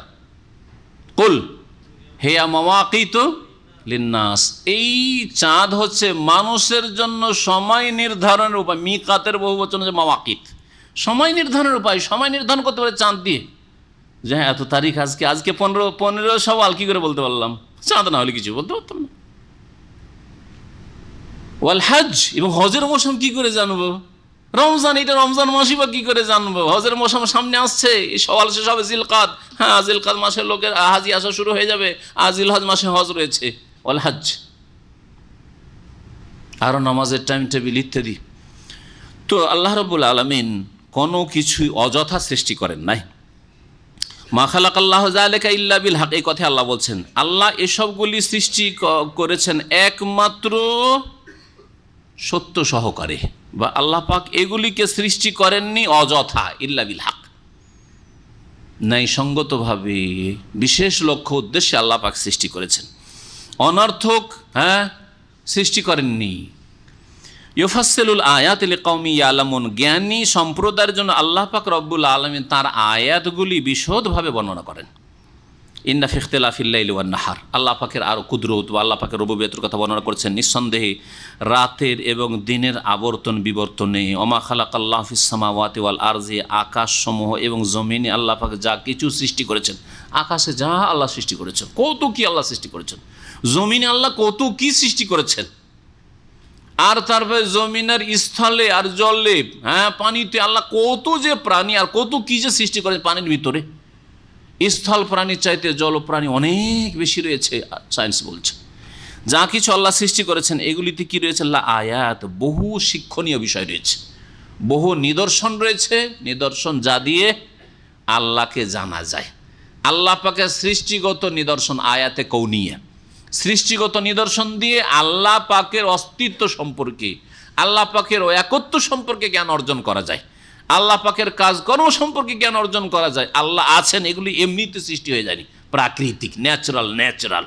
নাস্তিকদের কথা, ধর্মনিরপেক্ষতায় বিশ্বাসী গোমরাহদের কথা, এগুলি ন্যাচারাল নয়।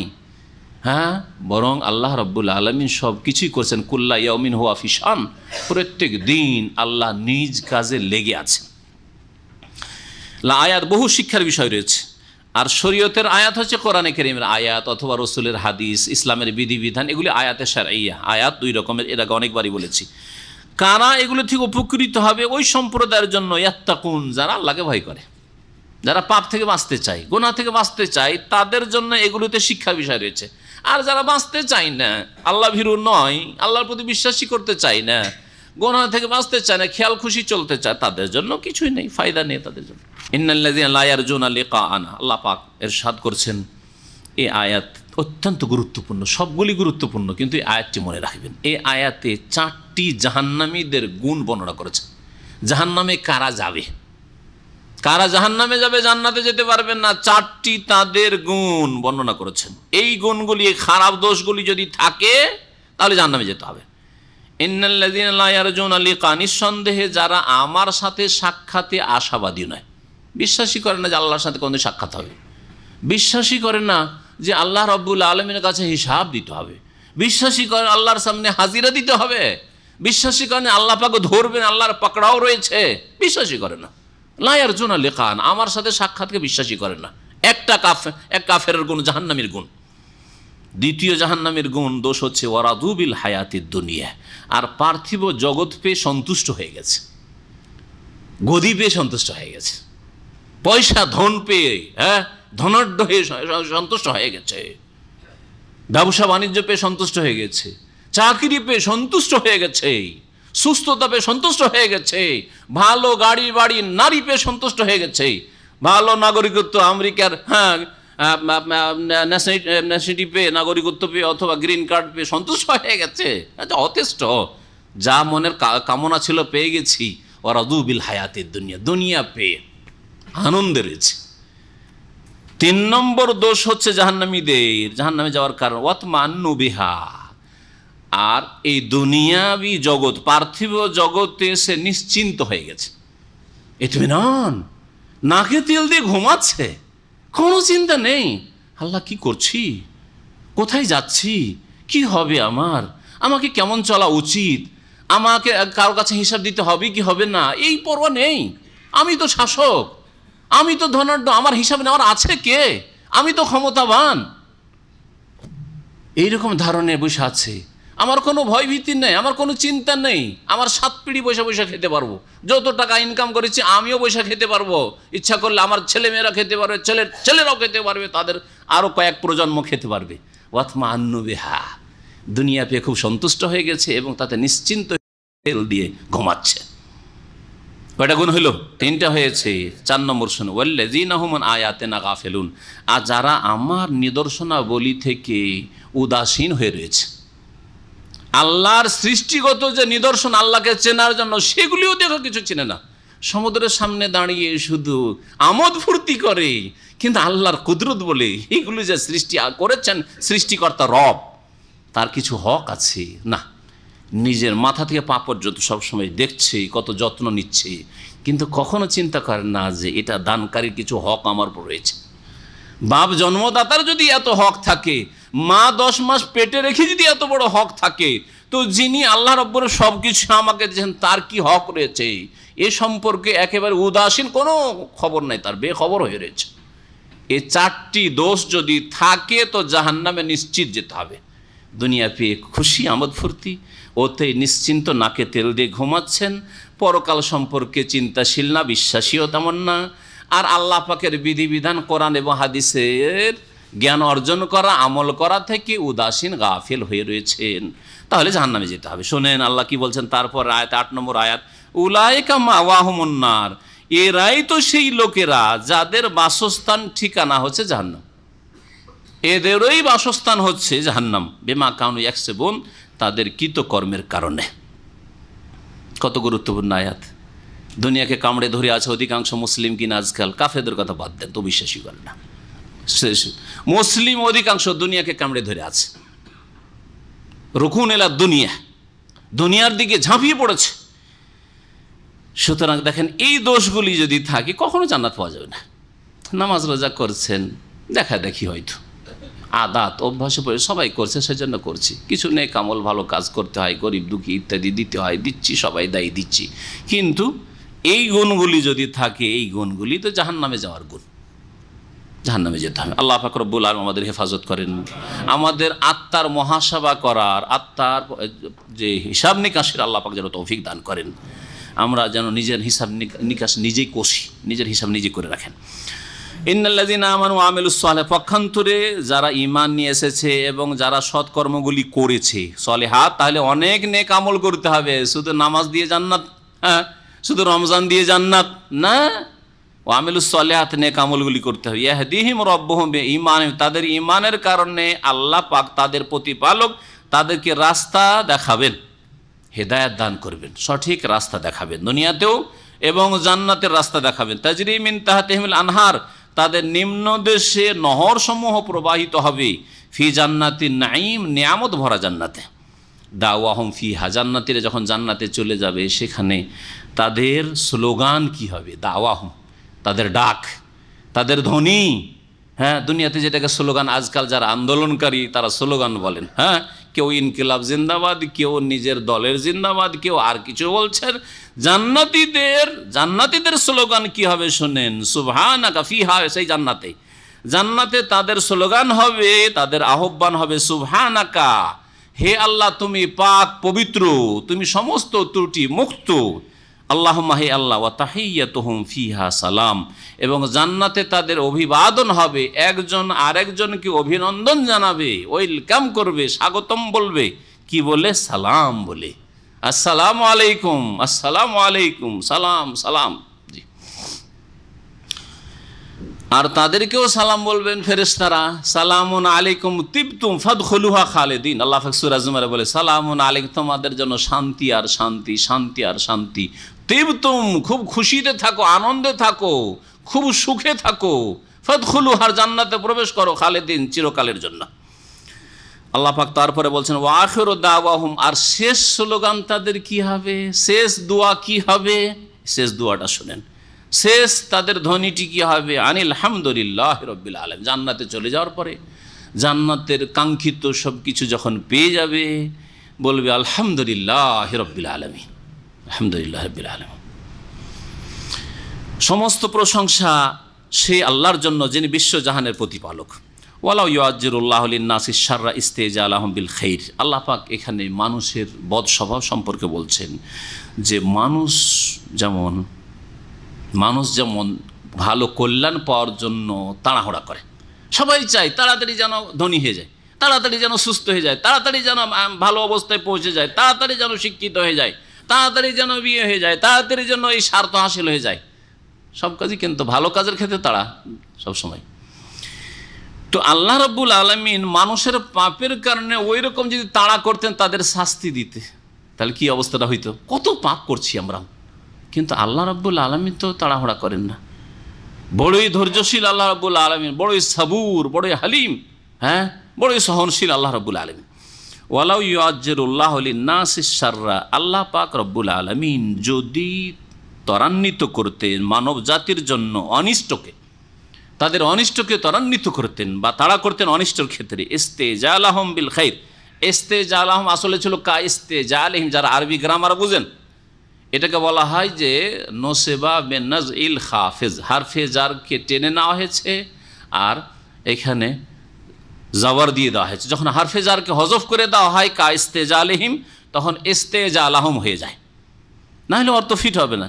কিন্তু যখন বলবেন এইরকম কা ইস্তেজালিহিম বিল খাইরে, যেমন মানুষরা ত্বরান্বিত করতে চায় কল্যাণকে, তাড়াতাড়ি কল্যাণ হাসিল করতে চায়, তাড়াতাড়ি সুখী হতে চায়, যেমন মানুষ ওই রকম যদি আল্লাহ অনিষ্ট দিয়ে, হ্যাঁ, অনিষ্টর ক্ষেত্রে আল্লাহ তাড়া করতেন, তাহলে লাকুদিয়া ইলাইহিম আজালহুম, তাহলে তাদের সময় সীমার ওপর চূড়ান্ত ফয়সালা করে দেওয়া হয়তো, তাদেরকে দুনিয়া থেকে শেষ করে দেওয়া হয়তো। পাপের কারণে আল্লাহ তাড়াতাড়ি ধরে ফেললেন, পাপ করলে আল্লাহ ধরে ফেললেন, গুনাহ করলে, অন্যায় করলে ধরে ফেললেন, তাহলে লাকুদিয়া ইলাইহিম আজালহুম, তাদের আয়ুকে শেষ করে দেওয়া হয়তো, ধ্বংস করে দেওয়া হয়তো। যে কোনো জাতি, ব্যক্তি, সম্প্রদায় সবকে আল্লাহ শেষ করে দিতেন। ফানাজারুল্লাযীনা লা ইয়ারজুনা লিকাআনা ফি তুগয়ানিহিম ইয়ামাহুন। আল্লাহ পাক বলছেন আমি এরকম তাড়াতাড়ি কিন্তু ধ্বংস করি না, মানুষের পাপের কারণে তাড়াতাড়ি ধ্বংস করেন আল্লাহ রাব্বুল আলামিন। দুনিয়াতে বরং দুনিয়াতে অধিকাংশ কাফের, অবাধ্য, নাফরমান, জালেমদেরকে দুনিয়াতে আল্লাহ ধ্বংস করেন না। ফেরাউনের মতো মেলা আছে জাতি বা ব্যক্তি, ফেরাউন, কারুন, হামান ইত্যাদি। আর তারপরে সামুদ সম্প্রদায়, নূহ আলাইহিস সালামের জাতি, আদ সম্প্রদায়, বহু জাতি, লুত সম্প্রদায়, বহু জাতিকে আল্লাহ ধ্বংস করেছেন দুনিয়ার আযাব দিয়ে। কিন্তু বহু জালেম যারাকে ধ্বংস করেছেন তাদের চাইতে অনেক বেশি বেশি সংখ্যায় জালেমরা, জালেম জাতি এবং জালেম ব্যক্তি থেকেছে আর আছে আর থাকবে, যাদেরকে আল্লাহ দুনিয়ার আযাব দিয়ে ধ্বংস করবেন না। কেন? আল্লাহ বলছেন ফানাজারুল্লাযিনা লা ইয়ারজুনা লিকাআনা, যারা আমার সাথে সাক্ষাতে বিশ্বাসী নয়, আশাবাদী নয় মানে বিশ্বাসী নয়, আল্লাহর সাক্ষাৎকে বিশ্বাস করে না, পরকালকে বিশ্বাস করে না, আল্লাহর সামনে জবাব দিতে হবে কথা বিশ্বাস করে, তাদেরকে আমি ছেড়ে দিই, নাজারু ছেড়ে দিই, ফি তুগয়ানিহিম, তাদের অবাধ্যতায়। তুগয়ান এখান থেকে তাগুত, এই যে তাগুত শব্দটি তুগয়ান থেকে এসছে, তাগা থেকে। তাগা মানে সীমা লঙ্ঘন করা, বাড়াবাড়ি। তাদের অবাধ্যতায়, তাদের সীমা লঙ্ঘন করাই আমি ছেড়ে দিই। ইয়ামাহুন, তারা তাতে উদ্ভ্রান্ত হয়ে ঘুরে বেড়ায়, তারা তাতে ডুবে থাকে। ওয়াইজা মাসাল ইনসান আদুররু দান আলী জামবিহি আও কায়েদান আও কায়েমান, সুখ মানুষের চাই সবাই, দুঃখ যদি আসে, সুখ আসলে আল্লাহকে ভুলে যায়, এটা মানুষের স্বভাব। তা দুঃখ আসলে আল্লাহর দিকে ঝাঁপিয়ে পড়ে, রাত দিন আল্লাহকে ডাকতে থাকে। আল্লাহ পাক তাই বলছেন মানুষের স্বভাব, ওয়াইজা মাসাল ইনসান আদুররু, যখন মানব জাতিকে কোনো অনিষ্ট বা ব্যাধি স্পর্শ করে, দানা লে জামবিহি, তখন আমাকে ডাকতে থাকে। দানা মানে আমাকে ডাকে, বহু বচন আল্লাহর ক্ষেত্রে তাজিমের জন্য বলেছেন। লে জামবিহি, শায়িত অবস্থায়, লেজামবেহি মানে শুয়ে শুয়ে আল্লাহকে ডাকে। আও কায়েদান, বসে বসে আল্লাহকে কখনো ডাকে। আও কায়েমান, দাঁড়িয়েও ডাকে, দাঁড়িয়ে বসে শুয়ে সর্ব অবস্থায় আল্লাহকে ডাকতে থাকে, আল্লাহ রক্ষা করো, আল্লাহ উদ্ধার করো, আল্লাহ বালা মুসিবত দূর করো। ফালাম্মা কাশাফনা আনহু দুররাহু, আর যখন আমি তার অনিষ্টকে দূর করে দিই, বালা মুসিবত বিপদ আপদকে দূর করে দিই, মাররা, তখন কেটে পড়ে। মাররা মুররা মানে চলে যাওয়া, তখন চলে যায়, আল্লাহর দিন থেকে বেরিয়ে যায়। কেমন হয়ে? কাল্লা মিয়াদ ওনা এলাদুরিন মাসা, মনে হচ্ছে যে এই লোকটি আমাকে কখনো ডাকেইনি, মনে হয় না যে এই লোকটা আমাকে রাত দিন উঠা বসা শোয়া সব অবস্থায় ডাকতো। আর লোকটির স্বভাব এমন বাঁকা হয়ে অন্যদিকে চলে গেছে যে মনে হচ্ছে জীবনে কখনো আমাকে ডাকেনি, কোনো সম্পর্ক নেই আল্লাহর সাথে। দুঃখ আসলে আল্লাহকে ডাকে আর সুখ আসলে আল্লাহকে ভুলে যায়, এটা হচ্ছে অধিকাংশ মানুষের স্বভাব। মাররা, তখন সে কেটে পড়ে বা চলে যায়। কান্না, এমনভাবে যে কান্না যেন লাম ইয়াদউনা ইলা দুররিন মাসসা, আমাকে মনে হয় ডাকেই নাই, ইলা দুররিন, এমন কোনো অনিষ্টের জন্য যা তাকে স্পর্শ করেছে, সেই সময় আমার কাছে দোয়া করেছেন না, মনে হয়েছে দোয়াই করেনি। কাযালিকা যুয়্যিনা লিল মুসরিফিনা মা কানু ইয়ামালুন, এইভাবে সুসজ্জিত করা হয়েছে সীমা লঙ্ঘনকারীদের জন্য তাদের কর্মগুলিকে, তাদের পাপগুলিকে সাজিয়ে সাজিয়ে শয়তানে পেশ করেছে, ভালো লেগেছে আর পাপ করতে থেকেছে।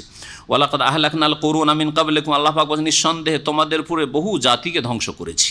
কারণ আজকালকার নতুন আরবিতে 100 বছরকে শতাব্দীকে কারণ বলা হচ্ছে, কিন্তু পুরনো আরবিতে কারণ মানে একটা যুগ বা একটা জাতি। একটা জাতি 100 বছর বাঁচুক আর 300 বছর বাঁচুক আর 50, 60, 70 বছর বাঁচুক, একটা কারণ মানে একটা জাতি। তো বহু জাতিকে তোমাদের পূর্বে আমি ধ্বংস করেছি। লাম্মা জালামু, কখন? যখন তারা জুলম অত্যাচার করেছিল আল্লাহর হকের ক্ষেত্রে, আম্বিয়া রসুলগণের হকের ক্ষেত্রে, মানুষের হকের ক্ষেত্রে, ইবাদত বন্দিগির ক্ষেত্রে। ওয়া জাআতহুম রাসূলুম বিল বায়িনাত, এবং রাসূলগণ তাদের কাছে সুস্পষ্ট দলিল প্রমাণ নিয়ে এসেছে। ওয়া মা কানু লিয়ুমিনু, কিন্তু তারা ঈমান নিয়ে আসার মতো ছিল না, ঈমান নিয়ে আসবে না, তাদের মন মানসিকতাই ছিল না ঈমান নিয়ে আসার, বিশ্বাস করার। কাযালিকা নাজজিল কওমাল মুজরিমিন, এইভাবেই অপরাধী জাতিকে আমি বদলা দিয়ে থাকি ধ্বংস করে। সুম্মা জাআলনাকুম খালাইফা ফিল আরদ, আর এই কাফির অবাধ্য জাতিগুলিকে ধ্বংস করে দিয়ে তোমাদেরকে পৃথিবীতে স্থলাভিষিক্ত করি। সুম্মা জাআলনাকুম, অতঃপর তোমাদেরকে করেছি খালাইফা, স্থলাভিষিক্ত। খালাইফ খলিফাতুনের বহুবচন, খোলাফাও হয় আর খালাইফও হয়, খলিফাতুন। ফিল আরজে, জমিনে তোমাদেরকে খলিফা বানিয়েছি। কার খলিফা? আমিন নেই এখানে, চলে গেছি কোনো জায়গায় বাইরে, তখন এখানে শুক্রবারে বক্তব্য দেওয়ার জন্য আর একজন এসে, সে হচ্ছে আমার খলিফা। এটা হচ্ছে খলিফার স্থলাভিষিক্ত, যে স্থলে অভিষিক্ত হয়, স্থলাভিষিক্ত। আমার স্থল দখল করলো, তো এখানে যে আল্লাহ খলিফা বলে, জমিনের খলিফা হচ্ছে আদম সন্তান, মানব জাতি হচ্ছে জমিনে খলিফা। কার খলিফা? এ মওদুদির কিতাবে, জামাত ইসলামের কিতাব আর ইখওয়ানীদের কিতাবে কেমন করে গুমরাহ করেছে যে আওয়াজ আসছে আল্লাহর খলিফা।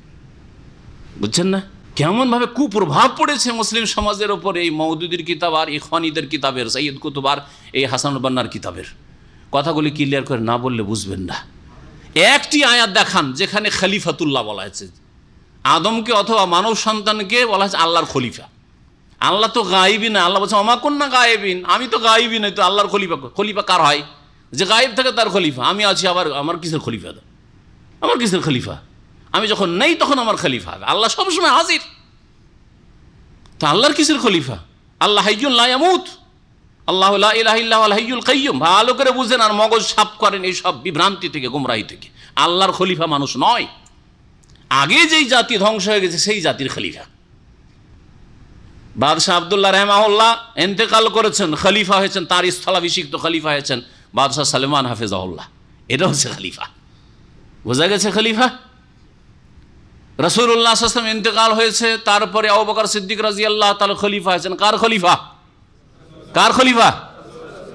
আপনারা জানেন হাদিসের ভাষা খলিফাত রাসূলুল্লাহ বলা হইতো। আবু বকরকে কি বলা হইতো? খলিফাত রাসূলুল্লাহ। কেন খলিফাতুল্লাহ বলা হয়নি? কেন খলিফাতুল্লাহ বলা হয়নি? যদি এই মওদুদি মতবাদ ঠিক হইতো, ইখওয়ানি মতবাদ ঠিক হতো, তাহলে আবু বকরকে খলিফাতুল্লাহ বলা হইতো, যে আবু বকর আল্লাহর খলিফা হয়েছে। কারণ দেশের নবীর পরে প্রথম খেলাফত পেয়েছেন তিনি। খলিফাতুল্লাহ তো বলা হয়নি।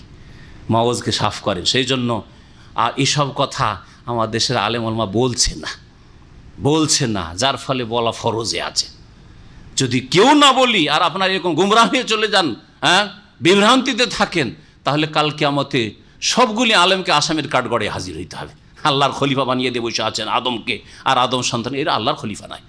শেখ বিন বাজ রহমতুল্লাহ আলাইহি, না বললে বুঝবেন না, শেখ বিন বাজ রহমতুল্লাহ আলাইহি মাকতাবা শামেলা কেউ সার্চ করে দেখবেন, একটা চিঠি মওদুদিকে লিখেছিলেন। যখন শুনতে পেলেন ইবনে বাজ রহমতুল্লাহ আলাইহি, কারণ একই যুগের লোক, আর ইবনে বাজের ইন্তেকাল মওদুদির পরে হয়েছে, তো মওদুদি সম্পর্কে যখন জানতে পারেন যে মওদুদি তার কিতাবে লিখেছে যে আদম সন্তান মানব জাতি হচ্ছে আল্লাহর খলিফা, তখন একটা চিঠি আমি নিজে পড়েছি, চিঠি তাতে নসিহত করেছেন তিনি মওদুদিকে, আর বলেছেন যে শুনতে পেলাম, জানতে পারলাম যে আপনি নাকি আল্লাহর খলিফা মানুষকে বলছেন। যদি এইটাই আপনার আকীদা হয়, তাহলে আপনাকে আপনার ভুলের সংশোধন করার দাওয়াত দিচ্ছি। জি হ্যাঁ, সুতরাং এই মতিউর রহমানের কথা এটা নয় যে ছোট করে দেখবেন যে আমার মতো ছোট মানুষ বলছে যে এটি ভুল কথা। এটি আল্লাহ ইবনে বাজ রহমতুল্লাহ আলাইহির কথা বলছি, এটি সালাফে সালেহিনের কথা বলছি, এইটি খোলাফায়ে রাশেদিনের কথা বলছি। আবু বকর, ওমর, উসমান, আলীকে কেউ খলিফাতুল্লাহ বলেনি, সবাই বলেছে প্রথম খলিফাকে খলিফাত রাসূলুল্লাহ আবু বকরকে, আর ওমরকে কার খলিফা? আবু বকরের খলিফা। আবু বকরের পরে জানাসিন হয়েছেন, উর্দুতে জানাসিন বলা হয়, স্থলাভিষিক্ত হয়েছেন। আর উসমান উমরের খলিফা হয়েছেন, উমরের পরে এসেছেন। আর আলী খলিফা হয়েছেন কার? ওসমানের খলিফা হয়েছেন, স্থলাভিষিক্ত হয়েছেন। এই হচ্ছে খলিফার অর্থ।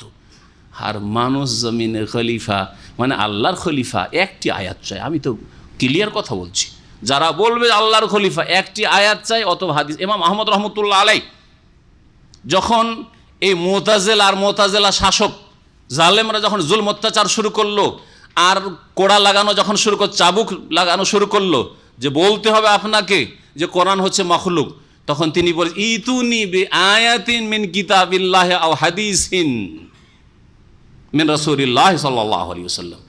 একটি আয়াত কোরআন থেকে নিয়ে আসো, আর না হলে একটি হাদিস নিয়ে আসো যে আল কোরআন ও মাখলুকুন, কোরআন মাখলুক। আমি এক্ষুনি বলবো যে কোরআন মাখলুক। আমিও বলছি এই কথা যে একটি আয়াত নিয়ে আসো, অথবা একটি হাদিস নিয়ে আসো যে মানব জাতি হচ্ছে আল্লাহর খলিফা, তাহলে আমি এক্ষুনি বলবো যে মানুষ হচ্ছে আল্লাহর খলিফা। আর না হলে আপনারা তওবা করেন, আর তাদেরকেও তওবা করতে বলছে যারা এই বিভ্রান্তির শিকার হয়েছে আর ধর্মের নামে রাজনীতি করেছে। ধর্মের নামে এই রাজনীতি, দিন ইসলামের একটা অংশ রাজনীতি, কিন্তু ধর্মকে রাজনীতি বানিয়ে দেওয়া এটা ইসলাম না। দিন ইসলামকে পুরো রাজনীতি বানিয়ে দেওয়া, আর ইসলামের টার্গেটই হচ্ছে একামতের দিন মানে গদি দখল করা, এটা অপব্যাখ্যা ইসলামের, এটা ভুল ব্যাখ্যা। আর আমাকে আমাদের ভাইয়েরাকে বলছি, মনে করিয়ে দেবেন একামতের দিন সম্পর্কে একটা আলোচনা করি। একামতের দিনের তাৎপর্য, একামতের দিন কী জিনিস, ইনশাআল্লাহ তাআলা আলোচনা করব, না হলে অস্পষ্টতা থেকে যাচ্ছে আর অনেকে গুমরাহের শিকার হচ্ছেন। যাই হোক, এখানে আমি আমার তাফসীর শেষ করছি। আল্লাহ পাক কি বলছেন, মা জাআলনাকু খালাইফা, এই কথা বলেন যে খালাইফুল্লাহ, তোমাদেরকে খলিফা বানিয়েছি জমিনে, মিন বাদিহিম, তাদের পরে মানে ওই কাফের জাতিগুলিকে ধ্বংস করেছেন আর তাদের জানাশীন, তাদের স্থলাভিষিক্ত করেছেন আল্লাহ রাব্বুল আলামিন অন্য জাতিকে, মুমিনদেরকে, লিনানজুরা কাইফা তা'মালুন, যাতে করে আমি দেখি যে তোমরা কেমন কাজকর্ম করছো, কেমন তোমরা আমল করছো, তোমাদের আমল কেমন। আল্লাহ রাব্বুল আলামিন পৃথিবীতে মানুষকে দিয়ে আবাদ করেছেন, খলিফা বানিয়েছেন। প্রত্যেক মানুষ খলিফা মানে আবাদ করছে। এই জমিনকে আমরা আবাদ করছি, সবাই একটা খাস খাস জায়গা নিয়ে আমরা আবাদ, কেউ ব্যবসার ক্ষেত্রে আবাদ করছি, কেউ জমি জায়গা আবাদ করছি, কেউ অফিস আবাদ করছি, কেউ আর কিছু করছি, কেউ এখানে আবাদ করছি, কেউ সেখানে আবাদ করছি।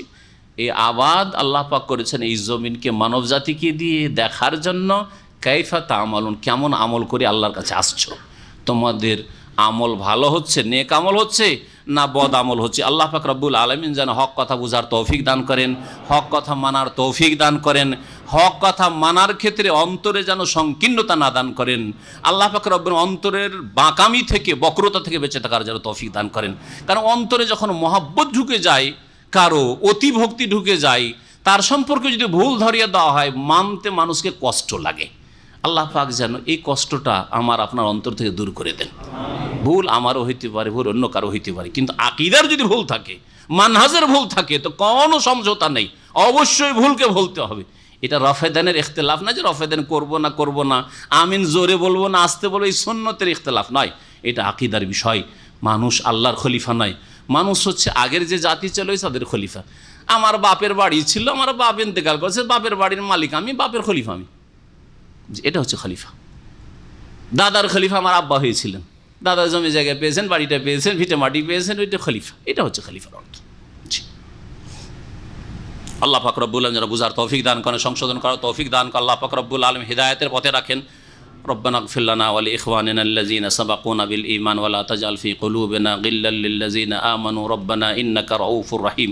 সুবহানা রাব্বিকা রাব্বিল ইজ্জাতি আম্মা ইয়াসিফুন ওয়া সালামুন আলাল মুরসালিন ওয়াল হামদুলিল্লাহি রাব্বিল আলামিন।